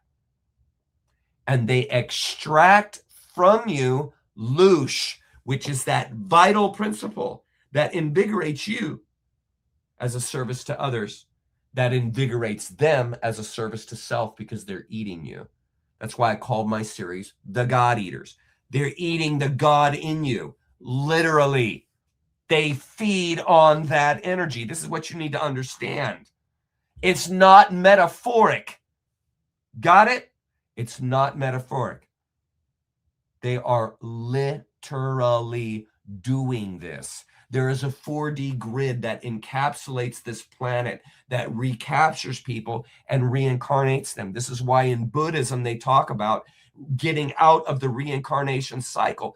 This exactly, here we are agreeing with the Cassiopeians, this is exactly what the Buddhists are saying. Exactly what I've been saying. The whole point of life is not only to grow, but to prepare yourself so that when you die, you don't get caught in the matrix, reincarnate, and come back. Because that is what we have been doing. And this moment of the wave, the thinning between the 3D and 4D, is your opportunity to escape the capture. For real, not metaphorically, for real, in your experienced life. Not a metaphor, not an idea, reality. And right now is your opportunity to stop the endless cycle of reincarnation that you have been caught in for God knows how long. And you have no idea of it, because every time you've died, your soul has been caught in the matrix. You go to the light, they shock you. All of your memories are gone, removed from the shock, from the electromagnetic impact that happens to you as an electromagnetic soul. And you go out of this body into the atmosphere, into that 4D space. You know, they talk about floating above your body, seeing it, so on and so forth, right? And then you're just recaptured and put right back into the system. You reincarnate as a human being, and you have no idea of your previous lives, because your soul has been put through the ringer in being shocked when you died. And this happens again and again. And the reason it's been set up like that is because there is an entire enterprise of 4D beings, 4D spirits, that have put a net into the galaxy, around planets, around different and through wormholes of loosh connectivity to tap, to suspend and sustain their life. This is the trap you've been caught in. This is why you couldn't have had any idea of how big the problem was if you think that this has just happened naturally because we got smarter. No, no, no, no, no. It's happening because we are cluing in to the wave, to the actuality of how the universe functions, which I'm about to elucidate for you, we're cluing into that and realizing, holy S, this is a bigger thing than I thought. It's not just, oh, just make sure you breathe correctly and you get to go to heaven. You're all good, brother. It's not that. It's not that dumb. And it has been dumbed down intentionally to keep you dumb, to keep you unaware of the bigger puzzle, the bigger story that you are in, so that you would celebrate this little tiny version that you know all about, having no idea the bigger version that you're caught in. That's the point.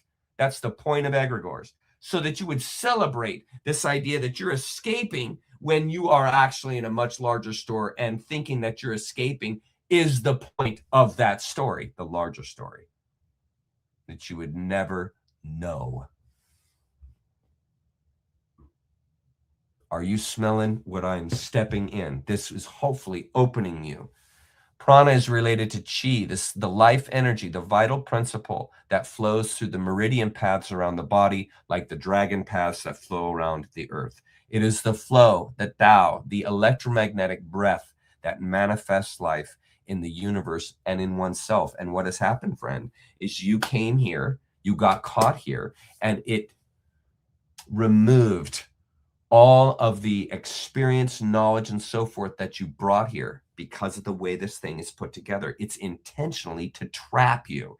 And when that guy in the video was talking about people, the 4D beings that have friends, relatives, relations, and so forth from other planets, are upset, are sad, are concerned because of the way this trap is here. We can't get out. This is the much larger picture they're pointing towards. And so as long as you're caught up in egregores and small ideas handed to you by the authorities that want to keep you trapped, you're going to stay there. You're going to stay there. You're never going to get out. This, again, is all pointing towards what we've been working on. What's the next slide? Okay, before I get into that, let's see what's going on in chat. So I'm going to remove that. And I'm going to talk about how the universe works as an organism after we get through chat. Okay. So starting at the beginning.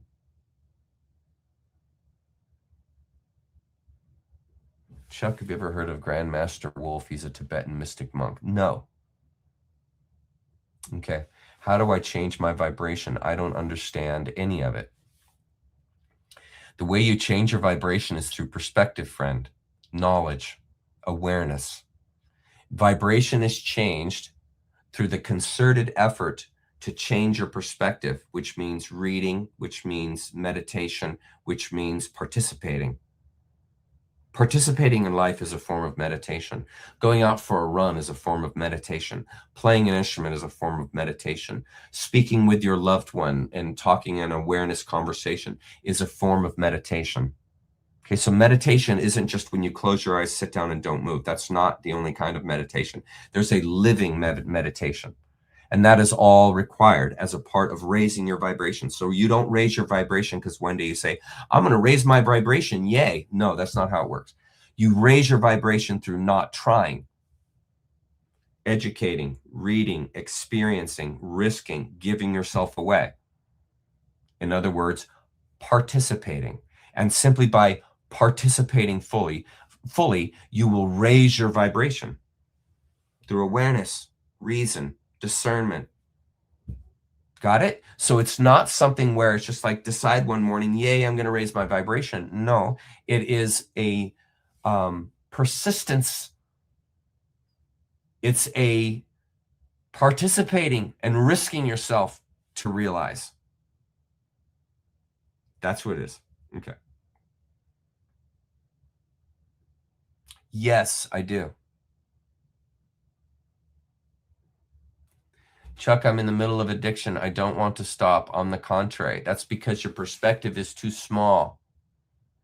If you would widen your perspective, you would raise your vibration out of the addiction. What is it that causes the alcoholic to stop?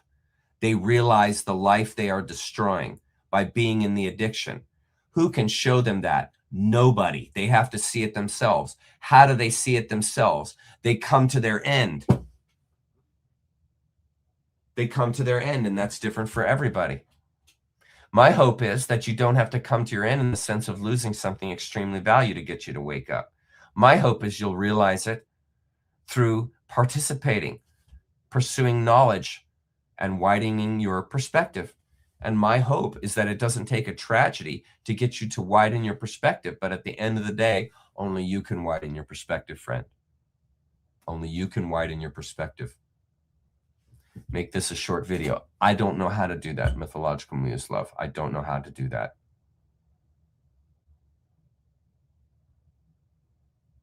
Okay, here's the live share. Thanks, Chuck Student. The word conscious can also sound like conscience, which comes first. There's no hierarchy. There's no hierarchy. It's just realization. Consciousness, conscious realization.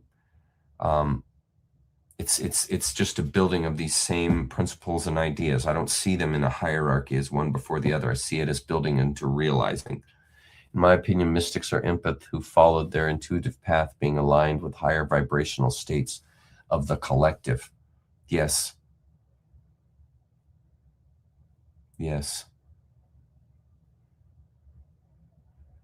I'm just looking for all caps. Wow, Chuck. That is funny. I just read here, book Secret History of the World, and thought of this group. For the 200 pages of that book, she is really close to this group.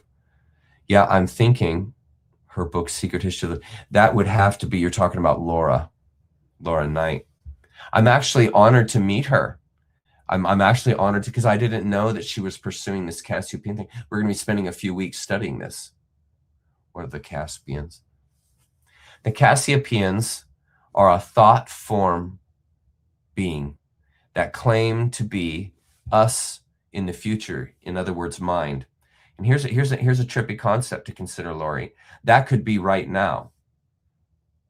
Meaning the Cassiopeians could be people right now who are out-of-body travelers and who have sort of, in a way, pinged consciousness off of the Orion's belt, off of the Cassiopeian celestial body. And by pinging off of that celestial body, you implant the mind form, the human mind form, in that other realm. And then that you could think of that as the collective unconscious of the entire human species right now. And then Laura taps that collective unconscious. You can ask the question, well, no, Chuck, that's us 10 million years from now. Well, it could be. No, Chuck, that's us right now. That's us. Okay, well, it could be. So you're trying to put the 4D world into time. There's no need to do that. So you can see the Cassiopeians as the human collective now talking to itself, realizing itself, becoming. Because the universe is a wonder and nutty things can happen like that. But that gives you an idea of the Cassiopeians, according to the book that I'm reading.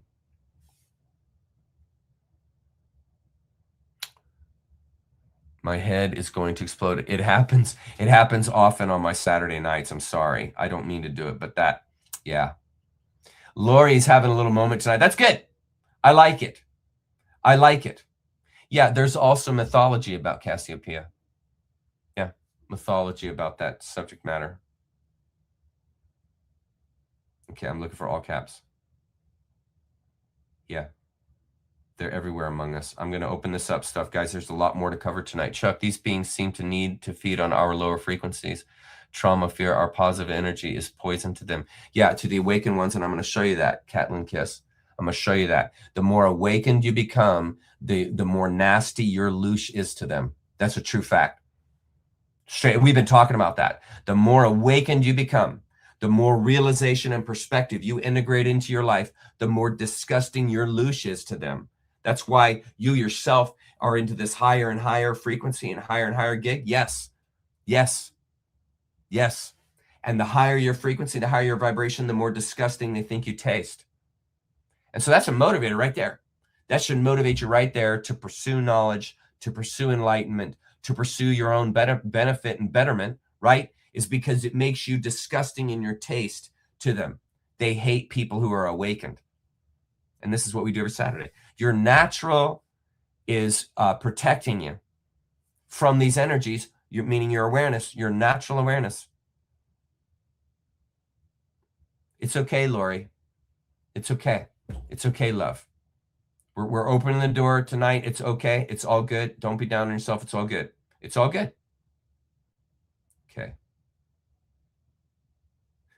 Yeah. You know what the locked box is? You know what the locked box is? Awareness.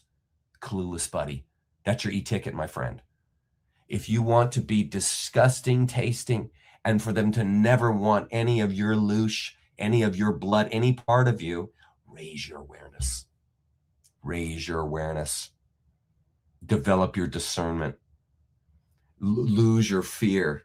Begin to understand the world as it really is and be in that space appropriately, right? This is how you become disgusting in flavor to them. I mean, that's something to motivate, right? That's a good idea. I like that idea. I would love to become disgusting tasting to these idiots. Institution is the fruit of unity consciousness where right, left brain works together. This is what the controllers work to stop so they can continue to feed on negative emotions. Yes. Yes. Because when you're caught in the negative, so you're feeding them. When you're caught in anxiety, you're feeding the loosh network. And folks, this doesn't, you don't have to die to release your loosh. Living your day every day, if you're living in a state of anxiety, loss, and depression, and so on and so forth, you're naturally feeding it. It's happening already. You're feeding your loosh, your negativity, your depression is feeding that. That's what they want from you. Just so you know, the controllers, that's exactly what they want. They want you fearful. They want you worried about the future. They want you anxious, right? They want you lashing out at others and angry. They want you turning against one another. All those three lower chakras, that's exactly what they want from you. So if you are stuck in a rotation of depression and anxiety, understand a great motivation would be, I don't want to feed those creatures anymore. I don't want to be a food source for loosh. And only you can stop it. Only you can stop being a food source of loosh. Only you can do that. No one can do it for you. You have to do it yourself. You have to take responsibility. You must take responsibility. Yeah. Okay, I will. I will. There's a lot there. I'm sorry. Okay, I will. I will. You are correct. You are correct. You are absolutely correct. What is it that they're saying to her? Exactly the stuff we've been studying. They're not telling her to go out and kill. They're not telling her, they're not possessing her into demons, all that kind of stuff, right? Because she knows how to use that board. Most people don't know how to use that board, and so it consumes them. You have to know how to wield it. Imagine listening to a person who's been playing guitar for 2 days. They sound like crap, right? They are using the instrument, yes, but they're making noise out of it that isn't conducive. And it's the same with Ouija. If you don't know what you're doing, or if you're using it for your own self-serving needs, yeah, you're going to raise the dead and you're going to mess yourself up. Yeah. Just like you're going to embarrass yourself if you've been playing the guitar for 2 days and you go sit in front of 500 people and tell them you know what you're doing. You're going to make a fool of yourself via that instrument. And it's the same thing with Ouija. You mess around with it, don't know what you're doing, and you're just trying, yeah, you're going to get eaten up. You're finished. Peace out. Okay? Common sense. Don't get caught in the fear. Don't get caught in the unusualness. Common sense. Indeed. Here. I don't believe in anything. I just ride the wave of spirit every day. That's it. I just ride the wave of awareness, meditation, love, and compassion, right? There's no one to follow. There's no destiny we're going. There's no plan, right? The whole idea is experience. And the best way I can serve in that modality is to not have my own ideas and beliefs that I'm bringing into the day every day that the world has to follow in order for me to be happy. Because the last thing you want to do is depend on something else to make you happy. If you're dependent on something else, some religion, some person, something to make you happy or to be okay in the day, you're done. You're a reactive person. You'll never be happy. Never. Stop believing. Stop demanding. Stop complaining. right? Take on some self-responsibility. That's a good spiritual attitude. Take on some self-responsibility. Read more, learn more, challenge yourself. Stop going and being and looking for entertainment. Look for challenges. Look for stuff that pushes you and makes you think deeply and challenges you. That's me. That's where I land. Because there's endless to learn. You never stop learning. So if you get stuck in a belief, a particular way, a particular thing, right? You shunt, you harm your development. Or I should say you stunt your development. And so my concept is like that of Zen. No belief. No. Energy. Aligning with your core frequency. Engaging in your bliss. Following that which calls you. Following that which inspires you. Exposing yourself to that which challenges you. Right? And there's no belief that encapsulates that. So the whole idea is to have no belief. You release. You release. Next question.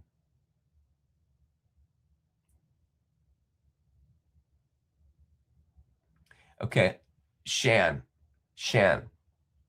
understand.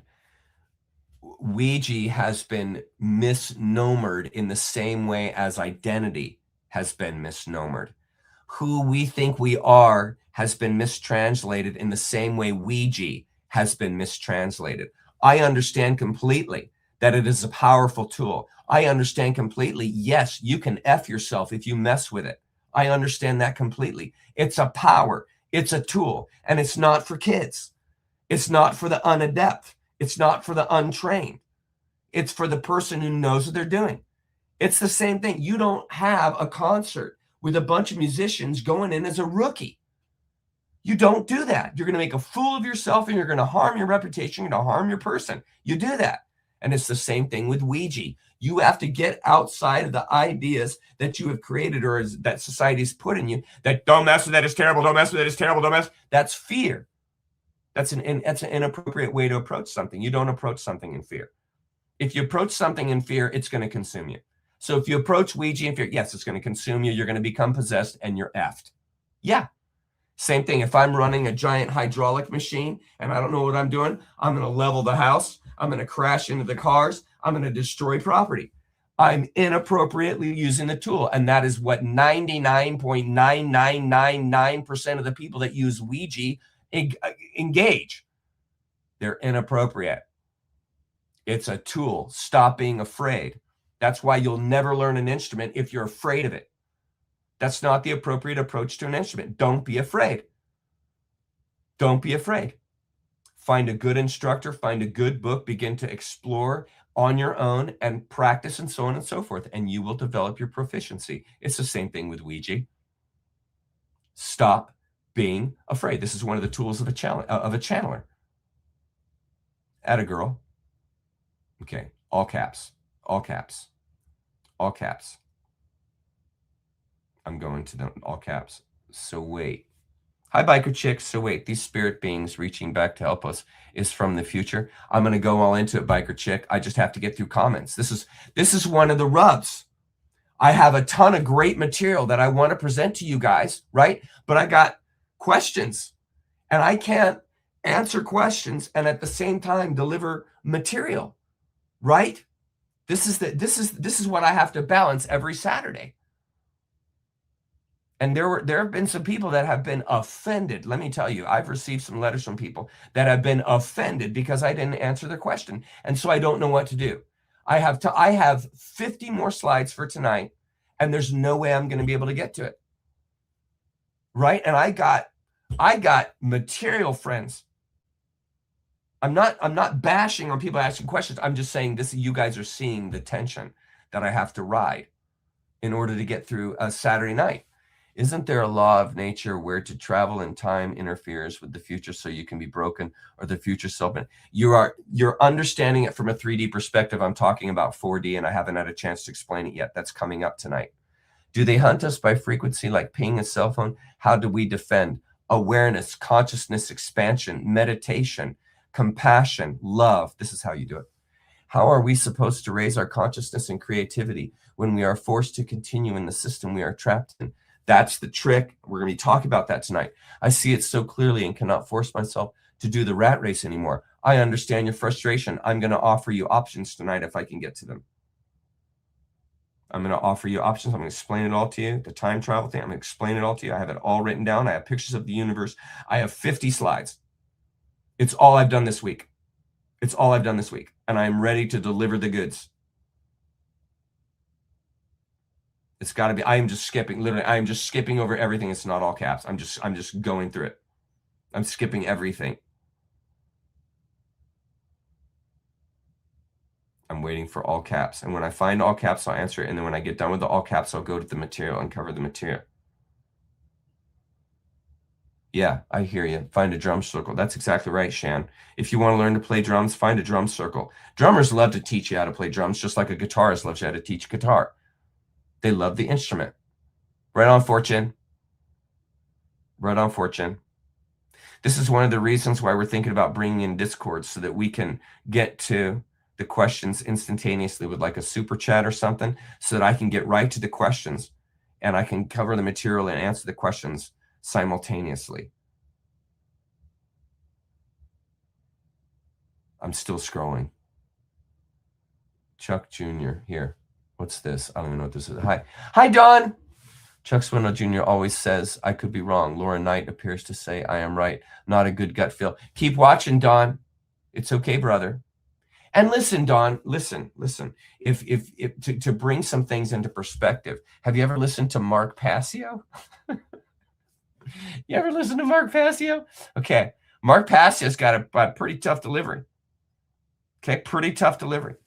And maybe you don't mix with Mark Passio either. But what the reason I'm saying this is because every person who is aware at this kind of level and so forth has a different means of delivery. And sometimes you're going to like their delivery and sometimes you're not. Right? Sometimes some people like the way I deliver the goods. Some people don't. Some people like the way that Castaneda delivered the goods. Some people didn't. Some people like the way that Terrence McKenna delivered the goods. Some people didn't. Variety and spice of life. Variety is the spice of life. How do I escape? You can't escape karma. You build compassion. And then that way you don't have negative karma. But you're going to create karma because you're a turbulence traveling through time. Okay? You're in a body. You're in a turbulence. And you create turbulence. That's called behavior. That's called consequences. Okay? Your behavior develops consequences. Consequences are karma. Okay? So the consequences of loving, sharing, being compassionate, and caring for one another, what is the karma? What is the consequence of that? Right? You're overwhelmed with more love. People love you back. You're filled with compassion. You're filled with invigoration. You're filled with even more love. Like the more compassion you show, the more fuel is there for more compassion. That's how you know it's not drug addiction, because you constantly have to feed the drug. That's 3D. The 4D stuff is this invigoration that you feel, this love that you feel when you engage that. You see? And so then the negative, there's also negative karma, right? So if I'm a bastard, if I'm a deceiver, if I'm a cheater, if I steal, if I harm others, right? If I mislead others intentionally to harm them, right? What's going to be the karma for that? Okay, harm, vendetta, revenge, anger, hatred, the common sense. Okay, so there's no escaping karma. Okay, this is what you carry. This is your energy. And when you die, the karma, the energy you've been traversing your whole life, follows you right into death, follows you right into the afterlife, into 4D. And I'm going to explain that later tonight when we talk about 5D, to a place of contemplation. Okay? Love the bear in that photo, by the way. Chuck, is it possible we can communicate to Cassiopeans in your current state? Yeah, it would be like playing an instrument while you're singing.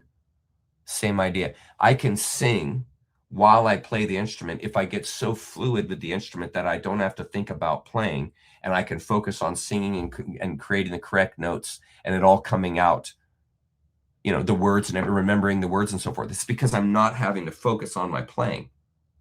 Okay. And so this is essentially what Laura is doing. She doesn't have to focus on the Ouija board or the channeling. It's naturally flowing through her. And I totally understand that there are guys and gals in the group that are really unsettled with the fact that she uses Ouija. You need to get over yourself. You need to get over your ideas about Ouija. You need to get past your frustration. You need to get past your fear. That's why it unsettles you. You haven't gotten past your fear. And as long as you are afraid and thinking that she's engaging in evil, demonic stuff, well, then you're not going to have access to anything she has to say. And that's your problem. And you'll stay stagnant. You'll stay lost in your own ideas and you won't grow. Use your discernment. If you're afraid, go and listen to what the person has to say and use your discernment. And after you hear what they have to say, if you're like, well, this person is a demon, then don't listen to them anymore. Common sense. What I found as I listened to her and I read her transcripts was like, holy God, this is a way to bring about what I've been teaching for 5 years in another way that's a different tack that maybe people will see. And I can't wait to show you the drawings and all the stuff that I've come together. It's just I'm answering questions.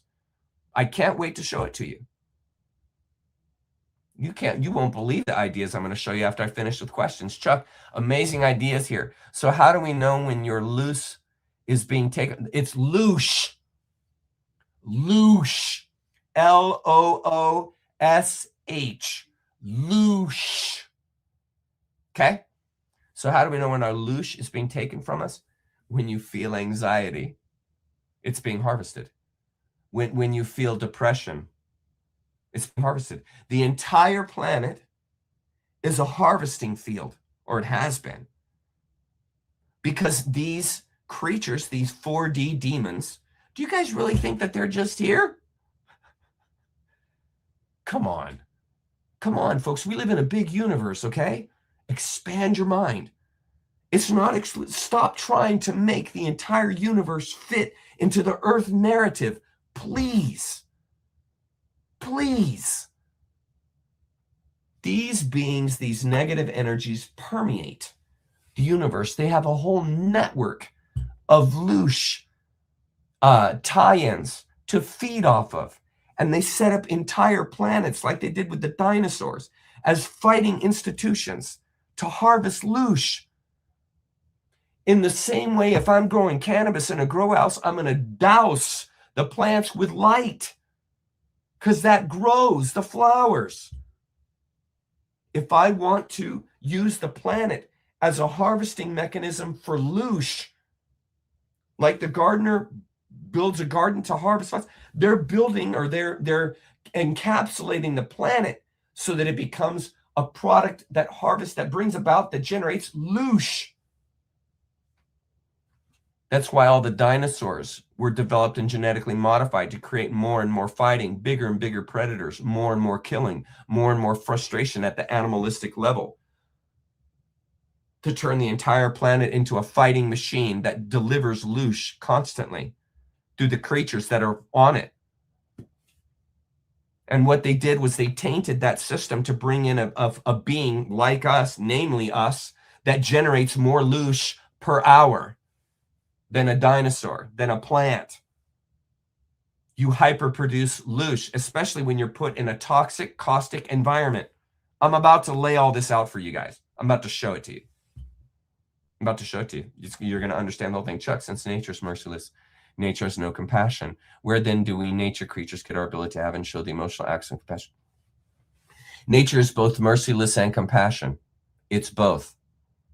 It's both. And when I say that it's merciless, it's 100% merciless. When I say that it's compassion, it's 100% compassion. Stop thinking in one or the other. But it absolutely will be merciless with you if it's necessary. Okay? And it will show you relentless mercilessness as much as it will show you relentless compassion. All of these enterprises are part and parcel of nature because nature is balanced. It has just as much mercilessness in it as it has compassion. And it's not as simple as moral law and dogma to access it. You got to get past morals. Amazing, Chuck. I'm here for this. I'm the pranatical state. Yes, exactly. The consciousness is there. God is there. I appreciate so much light. Yeah, you bet. You just wait. I just started. I agree with that, Kogi. I'm just getting started.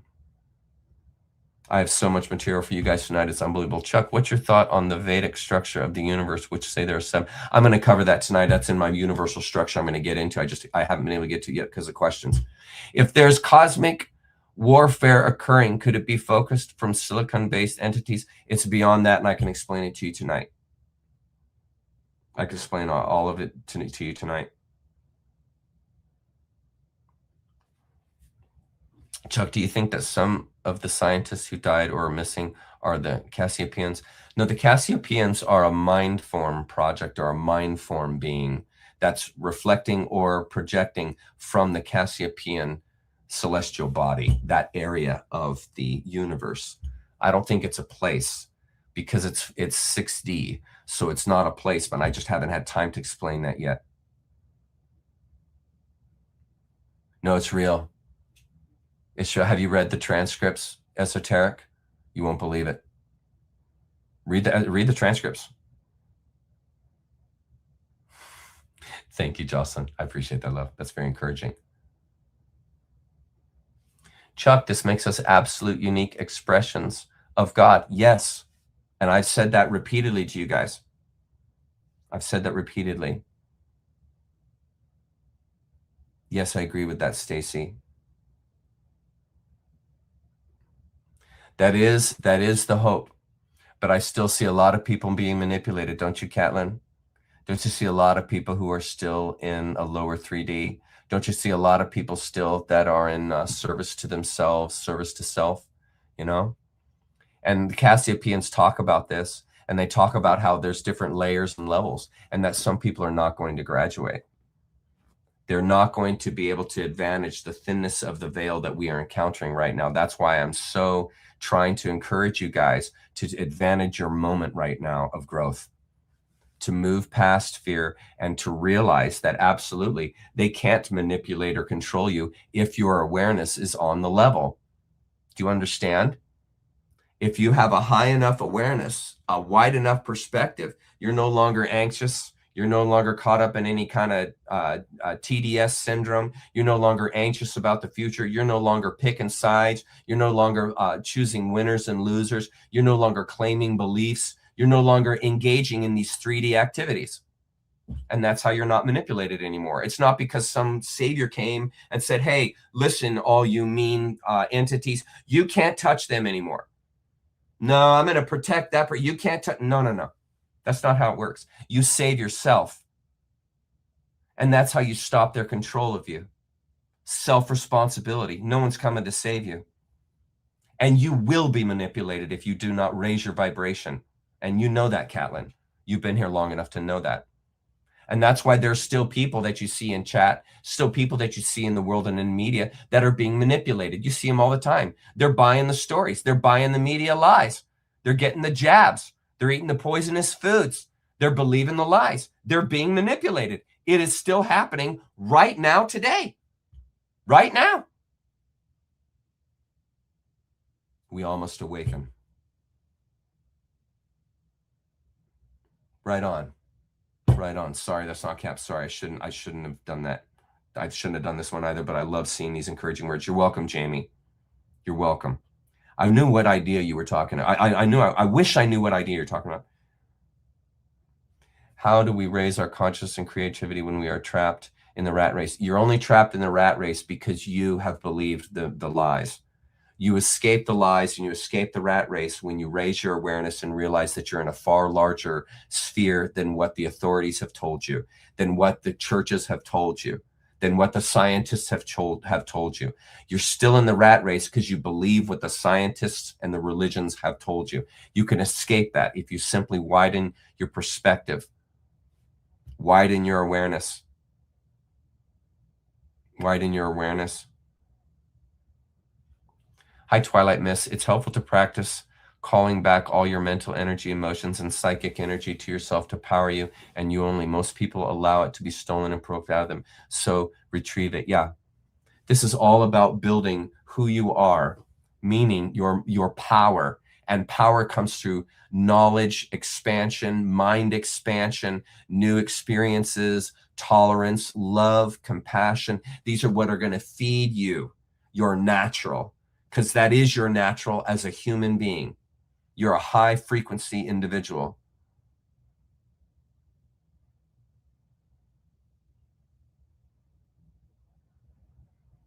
Esoteric's got a rub with the Ouija. I like it. A little rough with Esoteric tonight. Doesn't like the Ouija. It's okay. It's okay. I know it's a tough one. A lot of us have been brainwashed with the idea that all that stuff for channeling is all satanic, and it's not. It's not. Yes, it's real. It's like perfecting playing an instrument. You better learn from a master before you mess with it, because if you mess with it unawares, you're done, because it opens doors.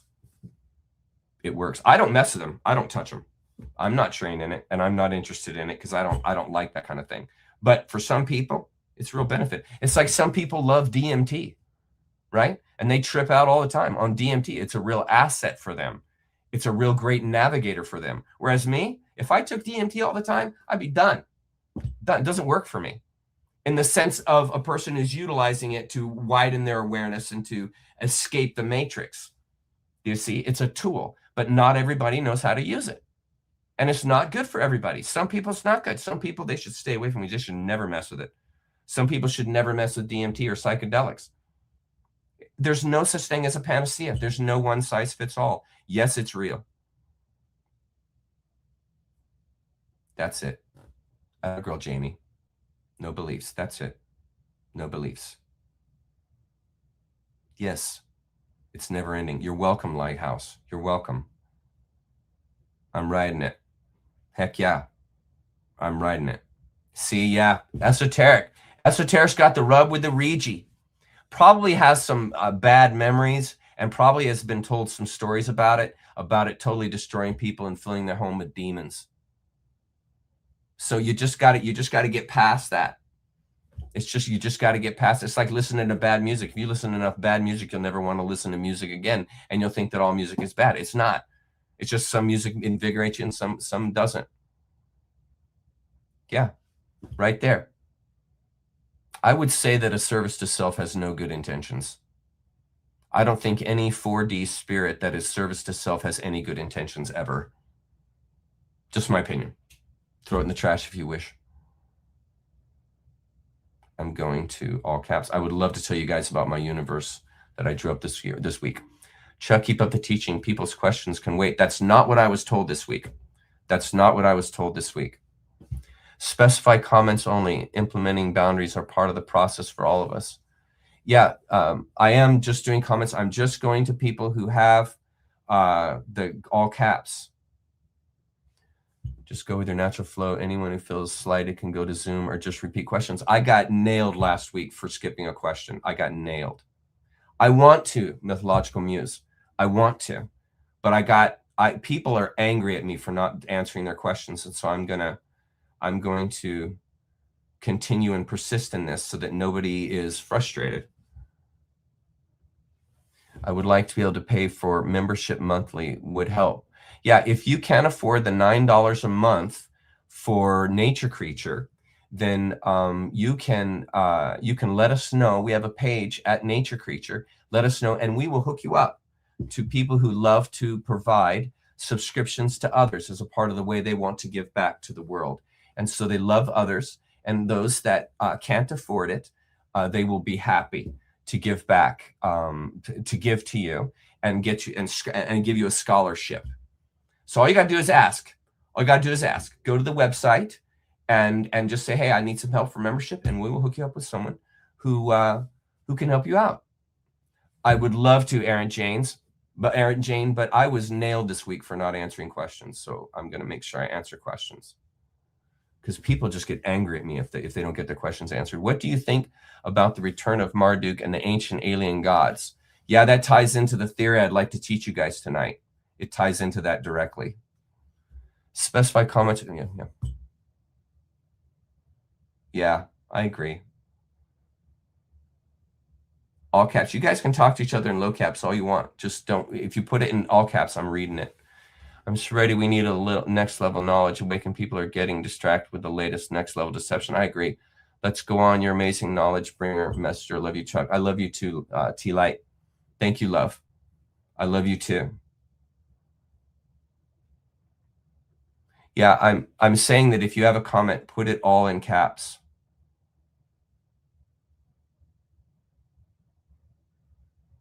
You guys ready? Channeling works with anything. It's just a matter of perfecting it. Yes. But Ouija is just more advanced. Again, I wouldn't mess with them. I wouldn't touch them with a 10-foot pole because they're that powerful. So I wouldn't mess with them. But some people know how to mess with them. Some people know how to play a 25-string guitar. It is what it is. Yeah. Do you guys want me to move on? Do you guys want me to stop answering questions and focus to the material?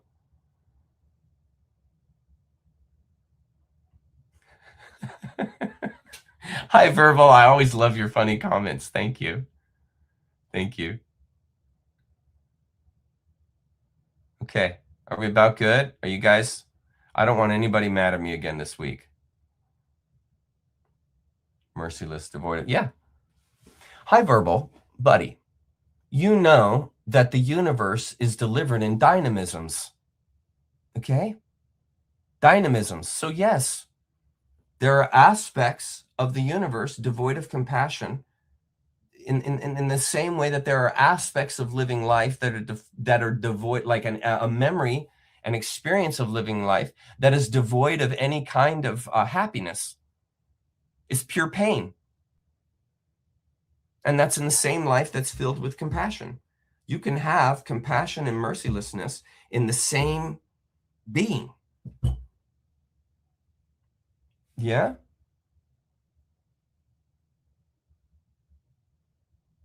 Okay, that's about the 10th one of these I've seen. Okay, I'm going to move on then. I'm going to move on. I hope, please, anybody who's mad that I didn't answer your question, please be patient. And please understand that this is why I have Zoom. I have Zoom specifically set up for people who have questions to come to me and ask me. I have it all set. So please, if you have questions, don't get mad at me. Integrate the system. Integrate the system. Okay, I'm going to turn off comments. Here we go. So that was quite a venture. Okay, so Pranalytical, this is where we were. Okay, so now what I want to do here is I want to explain to you the universe as an ecosystem so that you can begin to understand the patterns that all of nature, all of truth works in patterns. And this is across realms. So the patterns that you see in 2D and 3D are in 4D, 6D, and so on. Because it's consistent. Nature is consistent in its delivery, and it delivers in patterns. So what is the pattern that motivates and brings about the 3D universe? Black holes eat and grow galaxies. Okay, we know this. They emit platonic solids and 4D precursors like ether, dark energy, matter, quarks, neutrinos, EM, and other dark matter, which then compress into denser matter like dust, stars, and planets. And how does it do that? Through spinning. And we see that with galaxies. We see that in the toilet when you flush it. This is how it gathers and compresses. And the spin, therefore, compresses into galaxies. And what are galaxies? Galaxies are spinning material around a black hole. And so what I'm trying to show you here is the recycling aspect of the universe. Constant recycling. Now, you got to take your idea of who you are in the same idea of recycling. Just follow the concept. And so it's very important for you to understand the universe there in yellow is an ecosystem that grows awareness by recycling layers of consciousness, like a rhizosphere recycles edible food from detritus. From death comes life. Okay? That principle is reflected across the entire universe. Look, from death comes life. The death of a planet, right? The death of a galaxy. The death of a black hole. What happens? It just creates more matter, more black hole, meaning it's a quantum, it's a field of endeavor that recycles itself. You are no different. You are you are no different. Now I'm going to show you. These are the different layers, and these layers compose you, the universe, and the transcendent realms. And this is the consistent pattern. And when you recognize the pattern and how this is functioning, how this is operating, you will become more appropriate in it. Now, think of densities of reality like water. Okay, water comes in 3 forms, but it's the same substance, solid, liquid, gas. All right, but it's all still water. This is really big. This is really important for you to understand. You're the same way. You have different layers of consciousness that compose you. Okay, one of them is this 3D being right here. Another is this a 4D being. That's your potential. Okay, now let me walk through these with you. I'm going to walk them step by step. There are 7 densities according to the Cassiopeans, and these align directly with our 7 chakras. This is another way you know that this is true. There are 7 densities, and they align directly with the 7 chakras. Now, the first density, according to the Cassiopeans, is minerals, atoms, quarks, the material itself, existence itself, the atom itself, the quark itself. This is first 1D density, one layer density, basic consciousness. Okay, and I like to call it a grim avidity, just plain existence. Okay, that's the first density. Second density is plants, animals, and 2D people. Now this is when you guys are going to really start to relate. Knowledge of death, good and evil, polarity, and gender. Now from 2D to 3D is that's your point of departure. That's when you realize an awareness beyond what the lion, the cat, and the bear understand. They understand duality, and they understand pain and suffering. They understand even like and love and so forth, but they don't understand this whole right and wrong morality, good and evil idea, pressure gradient idea, wave consciousness, geometric form, sacred geometry. That is not the realm of a dog. A dog is not contemplating algebra. A dog is not contemplating their greater reason and meaning for being alive. They're just simply present here and aware, fully in the now, which is beautiful. Okay, but it's 2D. There's no depth there. The point of bifurcation is what happened in the garden. This is why all these metaphors and these different religions talk about this. It's not an actual event in a garden. It's the realization of good and evil. It's this bifurcation right here. Another reason why you know that she's channeling this stuff is spot on. It's this point of departure, knowledge of death, good and evil, polarity, and gender. You realize this. The bear doesn't look at its mom and say, you're a male, and look at its dad and say, you're a female, or whatever it is. Look at its dad and say, you're a male. Look at its mom and say, you're a female. The bear doesn't do that. It's just working with the energies. It knows that this one is mom because this one is nursing it. And it's being the motherly figure. But the bear isn't sitting there as it goes to sleep at night contemplating, gee, I wonder what the role is of my dad. I wonder what happens to me when I die. Animals don't even know that they're going to die. They have no sense of life and death other than when the moment comes and their life is being threatened. That's the grim avidity. That's lower 1D chakra stuff, which is why they defend themselves. The grim avidity of just being alive and being here and fighting, dying. That's 1 and 2D level, very thin existence, very small reality, right? The third level or third layer of consciousness moves into what we exist in here now, which is the material world that has reason and understanding, a deeper sense than the material itself. And this is where you get into 2D, 3D, and 4D people, because you can see people all around you, experience people all around you. Their main concern is life and death. Their main concern is sex. Their main concern is power projection. They have no deeper thought or feelings. They're not real loving people. They're not real compassionate. They're more self-consumed, feeding the lower 3 chakras. This is all part of this 3D reality. And that there are people who have a consciousness which is so small and so fanatical that they act like a 2D plant. Their only concern is their own life. Their only concern is self-preservation. They have a very small concept of reality. Okay? We have those types here right now. They're all over the place. We see them everywhere. You guys see them all over the place all the time. Then we have a slightly above that kind of person, which is called service to self. Now, this person is consuming just like that 2D person, but they understand a bit of this higher resonant frequency stuff. They know how to manipulate, in other words. They know how to connive so that they can feed this emptiness inside of them by manipulating and deceiving people that are also in the 3D with them, but haven't graduated to this higher level. So there are those people. These are the real predators. People like George Soros, people like Barry Soetoro. These are people who know about this larger energy and larger context, but they want nothing to do with it. They want that larger context to serve themselves, to gain power, to gain authority, to gain control, because they are consumed with eating, taking, desiring, having, wanting, using. A small mind, lower reality. They have not graduated to the larger, loving, compassionate world. They're stuck in consumption. They have the consciousness of a lion with the consciousness of a lower human being combined.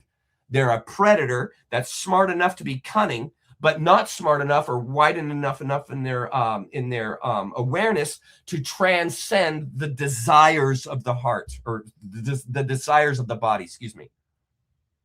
The desires of the mind. They haven't transcended that. They're still trying to please themselves. They're still trying to make life congenial and easy and nice and fitting. They're not challenging themselves. They're just trying to find more food, more addictions. These are the people that find a particular religion or belief is enough, and they stop there. They don't go beyond the religion. They don't go beyond the concept. They stay in that belief and then try and force other people to believe like them and only want to hear their words coming out of other people's mouths. It's a form of consumption, but also a form of denial. The person doesn't realize what they're doing. They're not that aware. And so they're consumed with consumption, taking, stealing, wanting, needing, desiring, ego-based bullshit. That's a 3D service to self, STS individual. They do not have a higher awareness. They do not realize the value of love and compassion. They have no interest in helping their fellow man. Service to self. The entire media corporate structure that you see in the world, it's all service to self. All these people that all they want to do is get a larger and larger bank account and have more and more money in there, and they don't ever give it away, or they very rarely do, or they make people pay that they give it to. These are all service to self losers. All service to self. Completely self-consumed, bringing down society, lowering the vibration, and having no desire to raise their vibration. They just want to go have more sex. They just want to go make more money. They just want to have more power and project that onto others. This is a low frequency individual. A taking person. A taking person. Okay? Then we have the 3D STO. This is the self-giving individual. Now, any aware, conscious person knows that there are grades within the two realms I'm describing, the service to self and the service to others. It's obvious what the service to others is. It's basically a great sage. So there's a great, you guys can see it. There's an enormous, vast span of difference between the awareness of these two people, even though they're both human. Just like water, there's a big difference between boiling water and frozen water. One's going to burn the hell out of you. One's going to freeze you. Still water. It's like that with people. There are people that have a very low awareness, very low consciousness. You need to be very careful around those people. They don't understand the world as deeply as you do, and they won't be as kind and compassionate to the world because they don't revere it. They don't respect it, because the world is a place where you gather possessions, where you procreate, where you live as long as possible. You know, the very unemotional, a detached individual. Okay, then you have that other side, this service to others. Okay, a much deeper concept. That is a transcending concept. They are not living in the world as you see it. They are living. They have transcended it. They're past the values. This person doesn't require a religion to be moral. They understand the innate value of every human being. They understand sovereignty. They understand the sovereignty of every individual. They don't have to be told this. They don't have to be told to be nice to their neighbor and love their neighbor. They don't have to be told to love God. They don't have to be told to behave appropriately. A low frequency, low awareness individual has to be threatened to behave appropriately. They have to be told by the Bible and make commitments in order to, okay, I'll be nice because I have to, because that's what Jesus would do. That is a low frequency individual. They haven't realized the deeper truth and sovereignty and freedom that is available to the person who is centered in love and compassion. They haven't realized it yet. Okay, those people are here along with the service to other people. Okay, that's our scenario. That's the energy dynamisms that compose this. Now, the whole point of a human being is what? To grow and transcend, to learn, grow, and transcend, right? That's the whole point. So you spend your whole life here. What are you doing? What are you doing? You are persisting in a higher and higher educating of yourself, vaster and vaster experiences, building your tolerance so that you can palate things that you didn't palate before. That's called maturity. Okay. So when someone brings up something that you've always seen as demonic, bad, and terrible, right? A graduated individual, a compassionate individual be like, wow, I've never heard that concept before. Really? A Ouija board can be used? That's amazing. I've never heard that. Help me understand better. It's not, you can't do that. That's demonic. Oh, you can't do that. You're gonna raise the dead. You do that. You can't do that. That's demonic. That's fear. That's a low frequency individual who's like that, who's reactive, who's anxious, who's caught up, resistant. Do you see? And so the whole idea of your existence here is to expand your consciousness so that you transcend the 3D realm. And what happens when you die and you've transcended the 3D realm? You go to 4D. Now here's really, this is really going to help you guys. 4D is the human experience, the human experience without a body. All the dynamisms, the awareness in awareness, all that still is around, still exists, but it is in a spiritual world. And these are the angels, the demons, the gods that are being pointed to in mythology, alchemy, religion. And each of these disciplines has costumed those energies, those forms, those spiritual 4D forms with their own costume, their own story. The truth, though, is what they're pointing to. Not what they say, what they're pointing to. And all of them have a unique way of pointing to that world. And what you need to understand is there are consciousness, there is consciousness. There are worlds past that 4D spirit world. So if you're worshiping gods and energies from that 4D spirit world, you can see the problem. Your perspective's too small. You're worshiping creatures you shouldn't be worshiping. You're engaging in energies you shouldn't be engaging. The world is bigger than what you've been told. And according to the Cassiopeians, when you graduate from this 3D reality, and this is what's going to be really troubling to you guys. Okay. When you graduate from this 3D reality, you graduate into the crystalline structure that you've become. Follow. If I become a sage, and I spend, let's say, the whole later part of my life giving my life away, giving my money away, giving my time away, giving my energy away to others for their benefit, for their growth, for the betterment of society, for the betterment of them. And I do that for decade after decade after decade. I crystallize into the service to other form. And when I die, there's no more lessons to learn in the 3D realm. There's no more lessons to learn. You've realized the higher consciousness. And when you die, your soul, according to the Cassiopeians, goes to 5D. And what 5D is basically a black hole.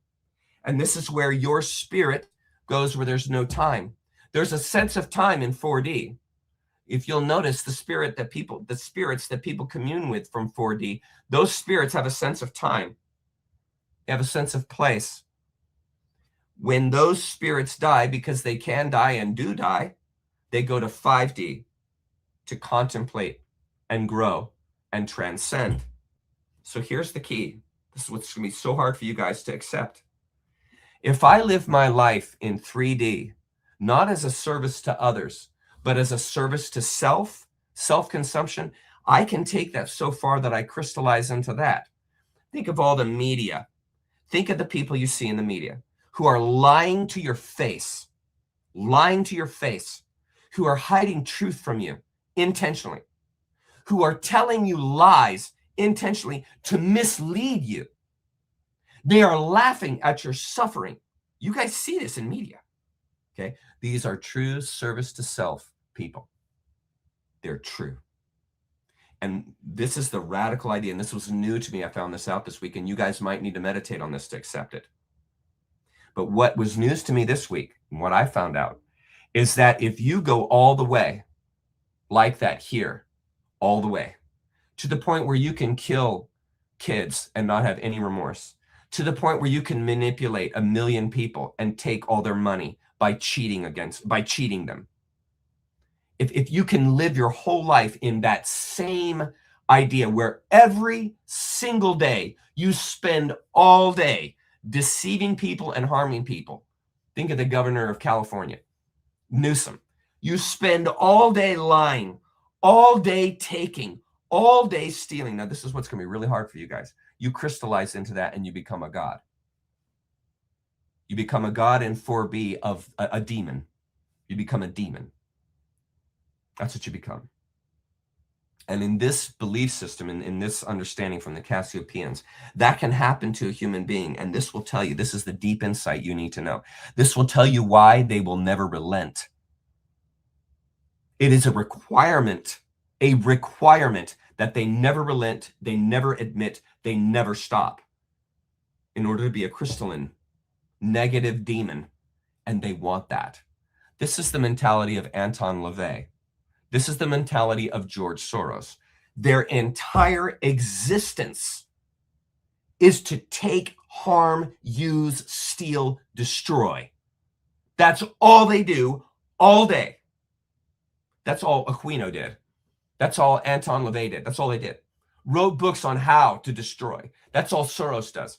He gives billions and billions. The only thing he's trying to do is destroy people, destroy lives.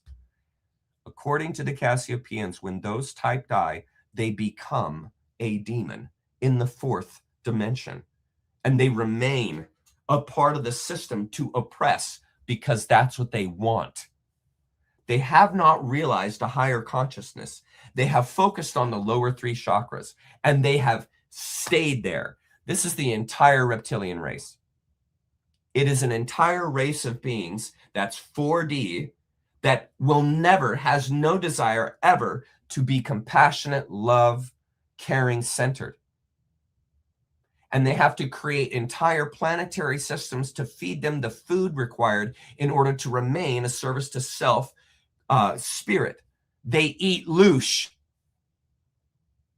The very people, the very demons that are torturing the children here and eating their flesh and drinking their blood, that's what they're doing when they go to the next. They want that. That's the hard part here. They want that.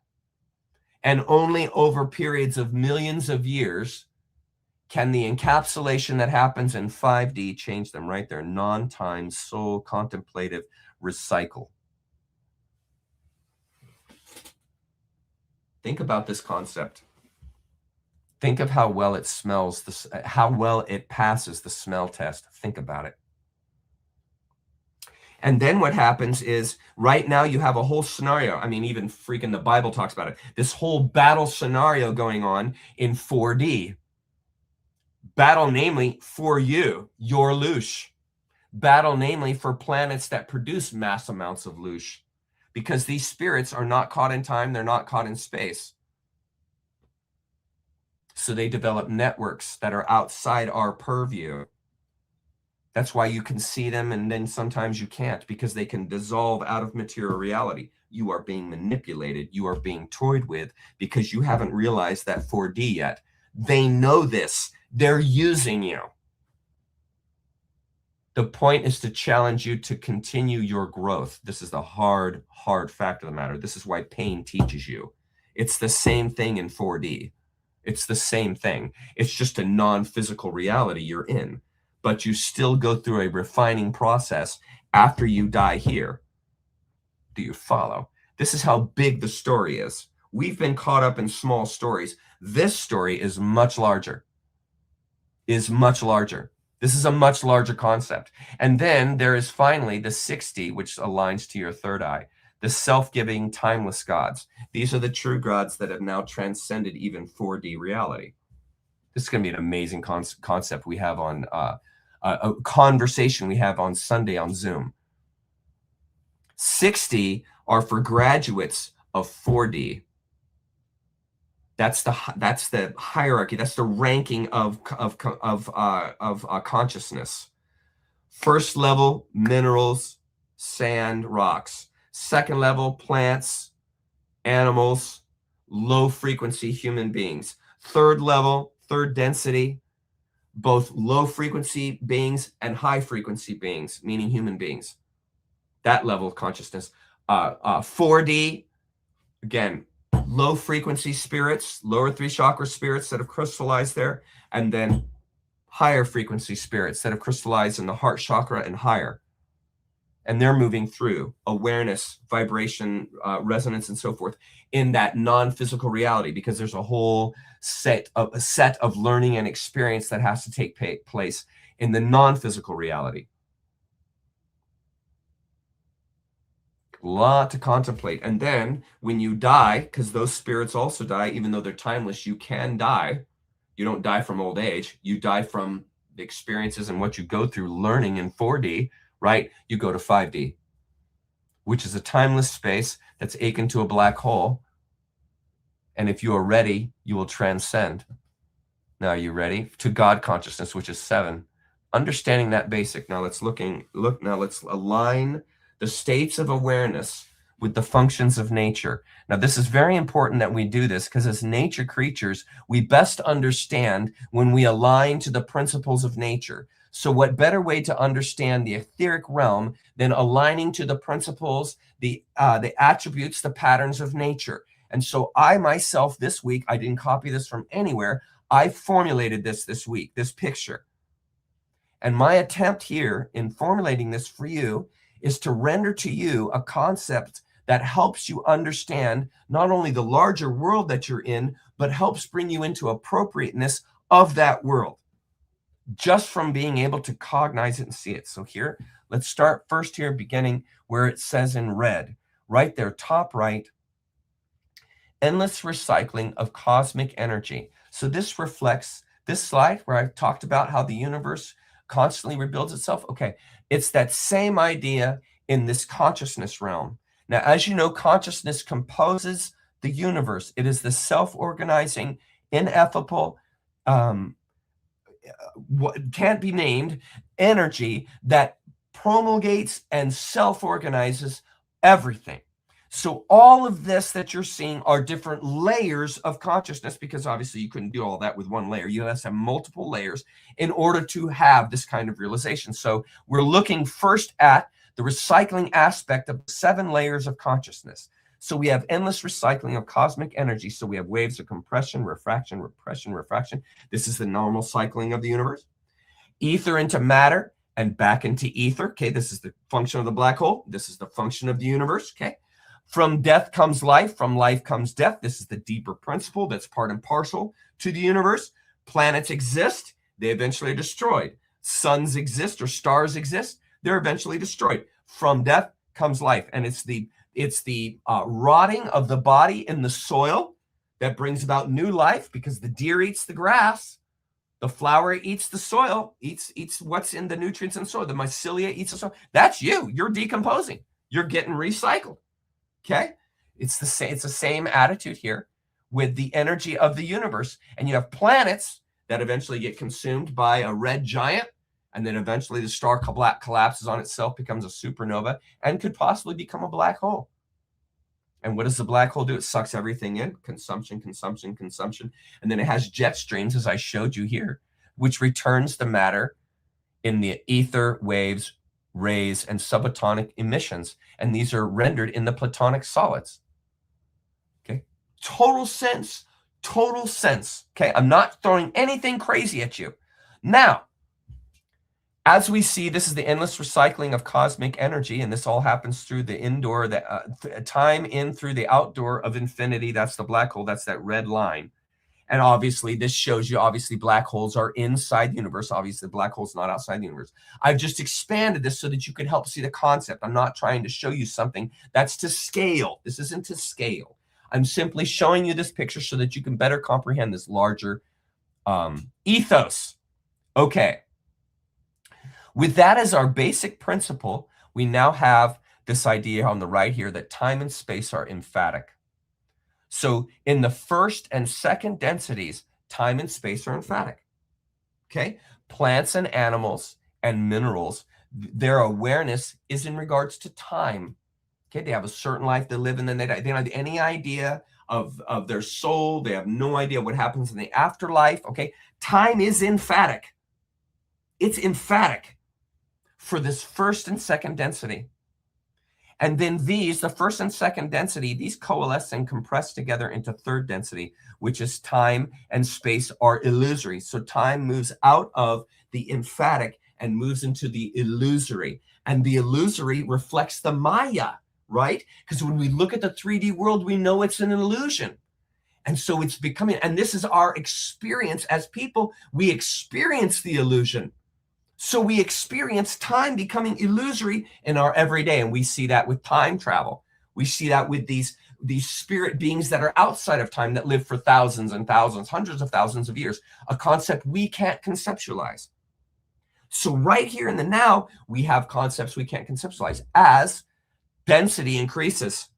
So when it moves out of just this first and second density of consciousness and into third, consciousness, meaning yours and my consciousness, transcends the first and second density and begins to move, to birth into the fourth density. And here we see that the third density is the pinch point. It's what I like to call the cosmic giggle.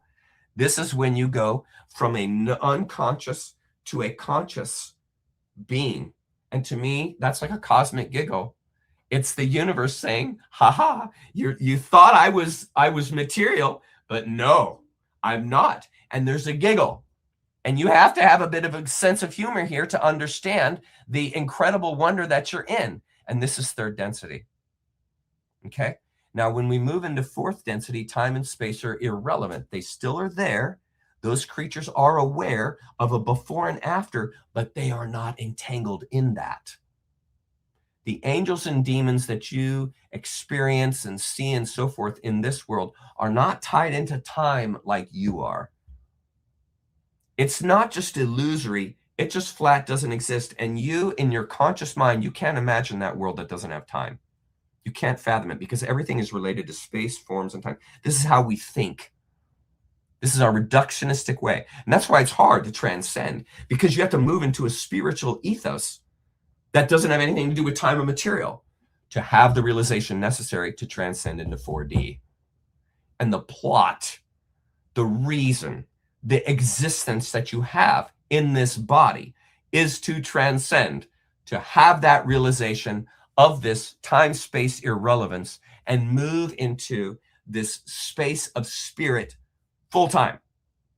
Full-time. And the sage, the guru, the great individual that spent their life giving to others has realized this. They have crystallized into a giving expression. They don't even have to think about it. When they get money, all they want to do is give it away. When they get opportunity, all they want to do is share it with others.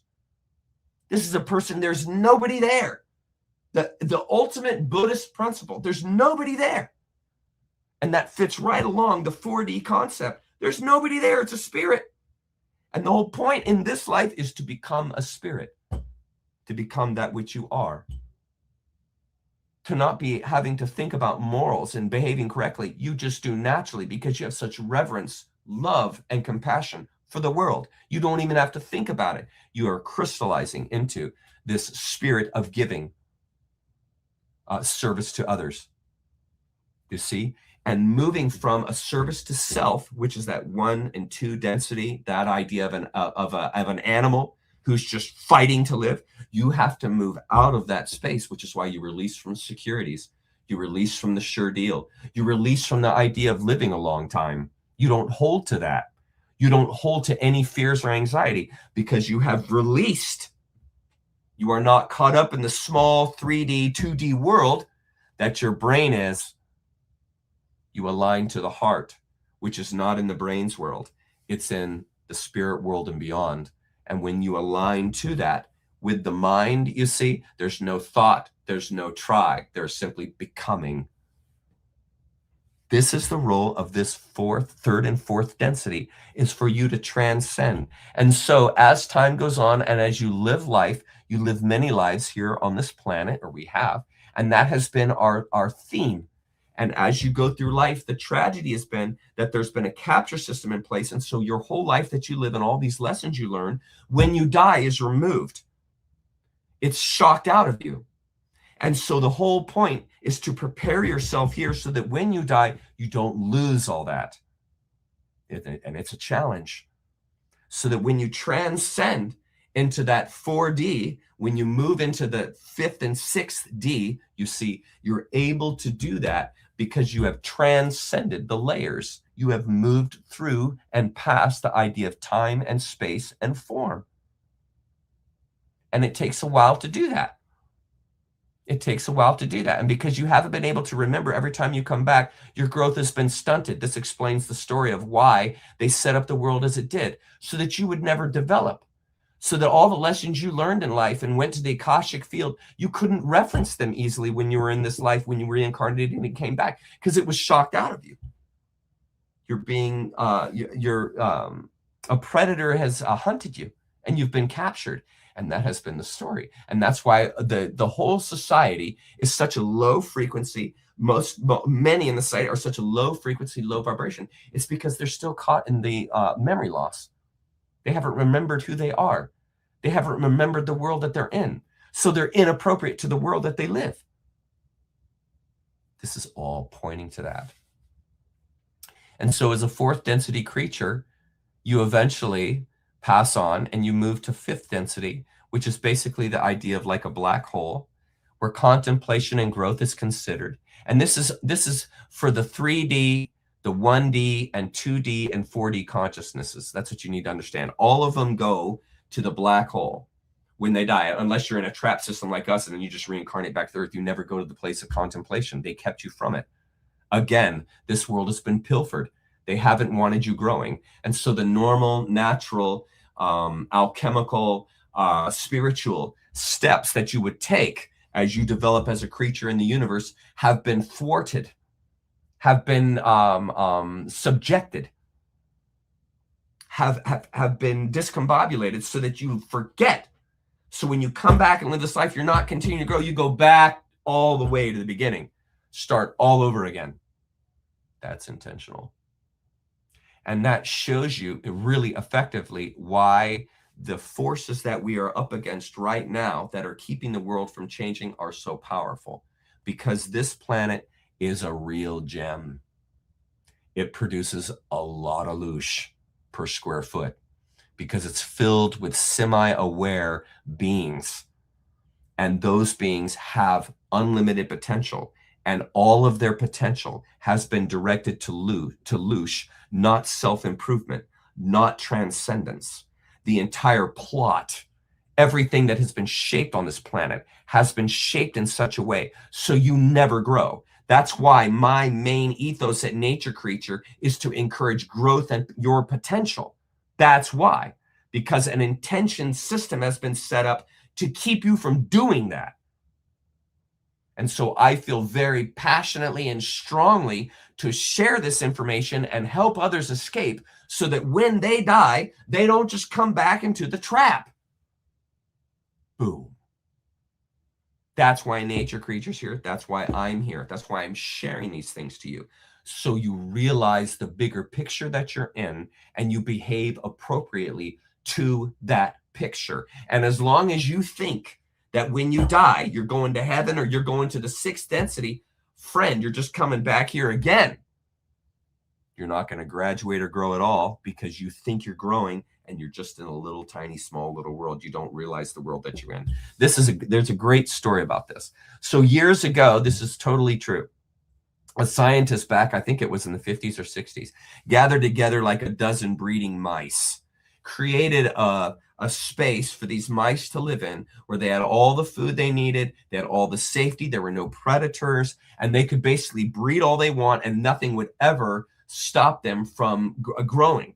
Meaning just keep going, okay? And he wanted to see what happened psychologically to these mice when they were put in a finite area and they were all locked together. They had to stay there. You can read the story. They all had to stay there. What happens?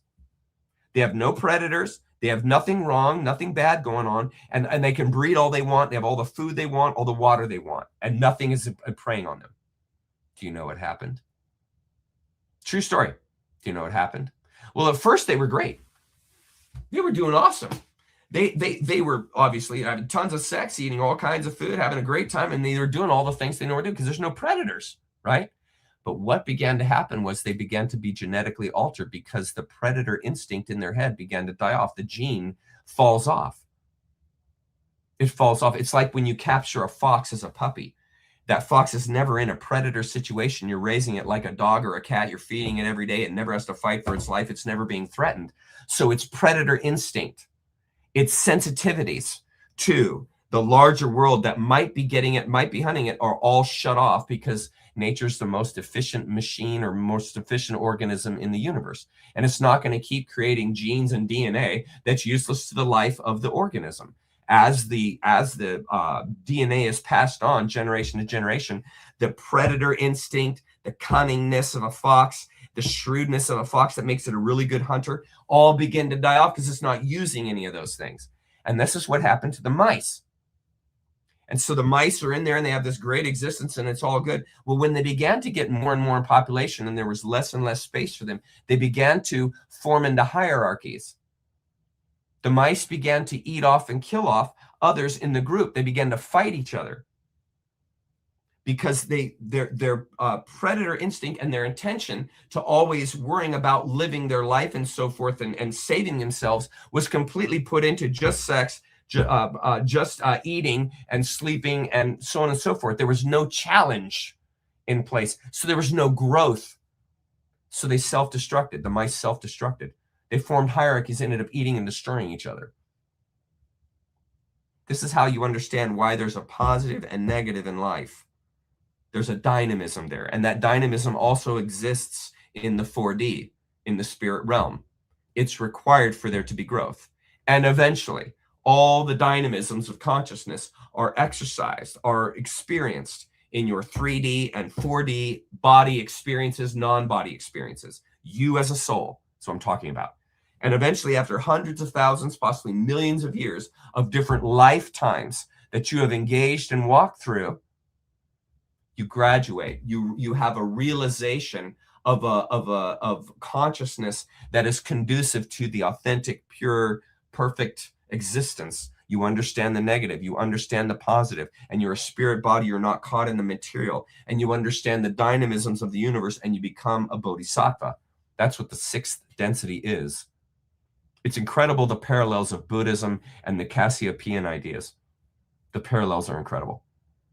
And the whole idea of the person who is truly transcended, their whole meaning then is to become a bodhisattva. And this is what the Cassiopeians are to us in 4D.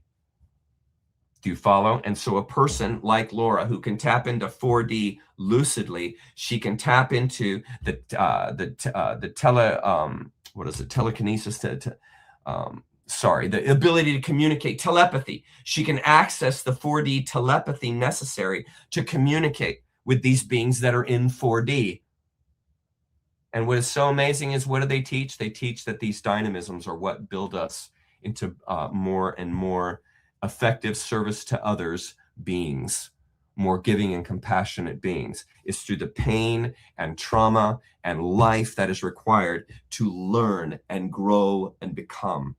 This is the theme, and this follows this recycling theme of the universe. This is how you know that this is really good truth here, is that our existence follows the exact same physical pattern that the universe is within in its development of itself.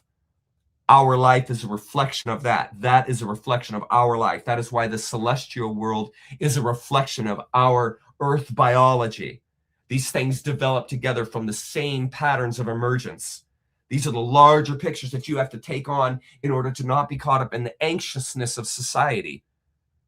Big, big mind, big concepts, so that you're not taken. So that when a new idea comes up, you don't get fearful of it. You have tremendous tolerance because you're just like, I can see right through that. You're so aware. You see plots before they even happen. You see what's happening right now in the Middle East, what's happening in government. You see right through all of it. You're not taken by any of it. You have no anxiety at all because you see through to the bigger picture and you realize the bigger picture that you're in. Common sense, practicality. And this frees you. And the reason why they keep the world entangled and caught up in the crap that it is because everybody is caught up in small worlds, small consciousness, small philosophy, small mind, small religions, small science. And it's really easy to connive, deceive, cheat, pilfer beings that are of a lower consciousness. In the same way, you can set traps for animals. They'll never figure it out. You can set stuff up. They will never have the consciousness to realize what you're doing. And you'll catch them all the time. And that's the exact same picture of us here. We are the mice in the trap. We've been caught by controllers who understand our philosophy, who understand us as beings, and they know how to manipulate us so that we ourselves choose to stay in the prison. They're very good. And the veil you see thinning right now is the veil of that ignorance going away because we as human beings are given the opportunity in this wave compression that we're in to actually transcend the 4D to the deeper reality that is available to us. We actually have that opportunity now. And it's unique. That's why this time right now is so important, is so special. It's because it's for those who are ready to transcend. And by God, understand, folks, this opportunity moves. It will go away. It won't stay. It won't stay. This wave cycle is going to close off again, and the earth or whatever the universe is will move back into a more stasis-oriented existence. The wave moves just like your day. One day it's your birthday, you're 10 years old or whatever, and it's your birthday, big deal, awesome, incredible, most amazing day of your life, whatever, your birthday, right? Well, eventually you turn 50. You can't access your 10th birthday anymore. That's gone. That opportunity's gone. It's like that in your life right now. The universe is in a wave cycle, and the barrier between these dimensions of consciousness has thinned, my friend. They want you knowing this. The controllers don't want you knowing this. And the only reason why you're hearing this now is because you have been pursuing people who, like me, have been pursuing this knowledge, this truth for a very long time, and have found some very lucid patterns that you can see very clearly. And you have tapped into somebody who can show that to you. That's you. Understand, that's not my doing, that's your doing, your persistence. And you were tolerant enough to hear my voice when I said heretical things, and I said that didn't follow the mainstream. In other words, the journeyer is welcome, is ready for the journey as it appears before them. The journey of the hero. And each of you, most likely, all 300 of you that are watching right now have been on that journey. And that's why you can tolerate my irreverent words to so many things in the world, is because you realize it's a bigger world than those small irreverent words. It's a bigger plot. And so you don't get taken. There's no such thing as depression because you got the bird's eye view. You got the satellite view, man. You can see the whole scenario. So you see right through the media lies. You see right through the egregores and all these sides that they're putting you on. And you stop choosing sides because you see the bigger picture. So you stop choosing to be with Israel or Palestine or with or without Trump or Republican or Democrat. A person who has graduated isn't choosing sides anymore. They're graduated. Do you understand? and they're not taken. They can't be taken. They see the bigger plot. It becomes obvious. And so media becomes humorous, just like, you got to be kidding. You want me to believe that? Are you kidding me? The pattern is so much clearer in this other truth that you're not even pointing to at all. That's called discernment. And the entire thing becomes simply a challenge of discernment. No anxiety, no worry, no need for security, no need for beliefs, no need for clutching, no need to have a savior, no need to align to any one party, any one movement, any one way. You're free of it. And that is the last thing the controllers want. Because then you'll start thinking for yourself, and you'll start taking on concepts like this here, which is a whole lot bigger than the religious nonsense and scientific crap that you've been fed your whole life. This is 10 times that. 10 times. And I got another 30 slides past that one that we don't have time to because it's already 8 o'clock. I simply wanted to make sure before we called it a night that you guys understand we are in a much bigger plot, and there is a sensibility to it. And if you will just simply take a few weeks with me, I can help bring that sense to you, to help you graduate out of the media lies, the religious lies, the scientific lies that keep you bound by your own choice, by your own belief. You see, that's why I'm so passionate. That's why I'm so passionate. I'm going to go to the bottom of comments, the very bottom. This is what I'm seeing right now. This is the last comment I'm seeing right now.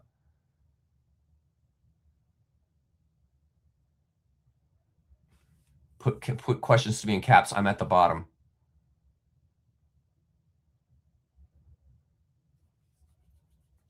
All caps. I'm right here. I'm right here. Man, you just said it. Stop trying to fit it into a 3D world. I don't know what you're talking about. Chuck, I said earlier we should pull an all-nighter. Yeah, we could. Rat City, Chuck, yep. There is no light brighter than you. Oh, that's very kind of you, Mythological Muse. Thank you, love. That's very kind of you to say that. I'm right there with you guys. I'm nothing special. I'm not anything on a stick. If the shark has no sense of morality, how can it be merciful? Interesting. Very good, Shan. That's that 2D. You got it, Shan. You're picking up the vibrations. Chuck, new logo for a baseball hat for Nature Creature. Ain't getting my loosh. That's good, Gretchen. I like that. Okay, Fortune has a question. Question, Chuck. How to the awakened ones in the 4D communicate empathetic, selfless acts? 3D requires language. What is it? Yeah, she says she's hearing it telepathically. Requires language. What is the 4D language? Love you so. It's vibration. It's consciousness. It's awareness. In other words, when you call a ball, you're not saying that it's a ball. You're saying that its symbol is a ball. It looks like a ball. Is it actually a ball? No, it's composed of much larger things, much bigger concepts, but we'll call it a ball. And so it's that kind of layering you got to get used to. Chuck, I'm vibrating resonantly with resonance with your teaching tonight. Thanks so much. You're welcome, Friar Tuck. I hope so. Heck yeah, Joy. Ain't it beautiful that we all of us here go into the new paradigm together? Yeah, it's so beautiful. It's so beautiful. It's been a great night. I hope you guys have enjoyed it. A lot to cover. You guys see how tough it is. Trying to talk about slides and keeping up with comments. That's why we got Zoom. This is my wife, Gretchen 524. Not mine today, Kian. Yeah, you guys are crazy. Any all caps. Here we are. Hi, Jamie. Already graduated, but it's not easy to battle finances every day. I hear you, love. I hear you. But if you are faced with cancer, you embrace and learn from it like I did when I had cancer. You do not run. You learn and grow from it, and you use it as an asset for your life so that you can grow and become a more empathetic, loving person. Cancer is a great teacher. It's my greatest teacher. The greatest lessons I ever learned in life, the most profound lessons I ever learned in life was cancer. And if I hadn't embraced it, I would have never learned the lessons. You have to learn to embrace that which you hate. That's one of the challenges. And I hate cancer. I hate it with a passion. but I made it my friend and I accepted it and listened to it. And that's how you transcend it. Here. But if the shark has no sense of morality, how then can it be merciless? It doesn't know that it's being merciless. It's not thinking on those terms. Well, I just had another deja vu with all of you again. Fantastic, Mother Nature. Chuck, my friend. Hi, Pablo. Chuck, my friend. Thanks for your energy that you share and generate with us. You're welcome, my friend. You're welcome. Hey, Fortune, I'm amazed. And tonight was wonderful. Thank you again. I learn and learn. I'm so grateful. Awesome. Wait till next week. There's even more. Yeah, exactly, Bob. No more Plato's Cave. Love from the Netherlands. All-nighter for me. Heck yeah, Gonzo Jolly. Heck yeah, buddy. Game on. Sacrifice, man. It's required. Sometimes in life, you got to sacrifice to get the goods, man. And I hope that some of this delivered some goods to you guys tonight. Yeah. Love you too, Shan. Absolutely. Yeah. It's just another metaphor, Bill. It's another metaphor for transcendence, my friend. It's another word picture that resonates with some people and not with others. It's just the way it is.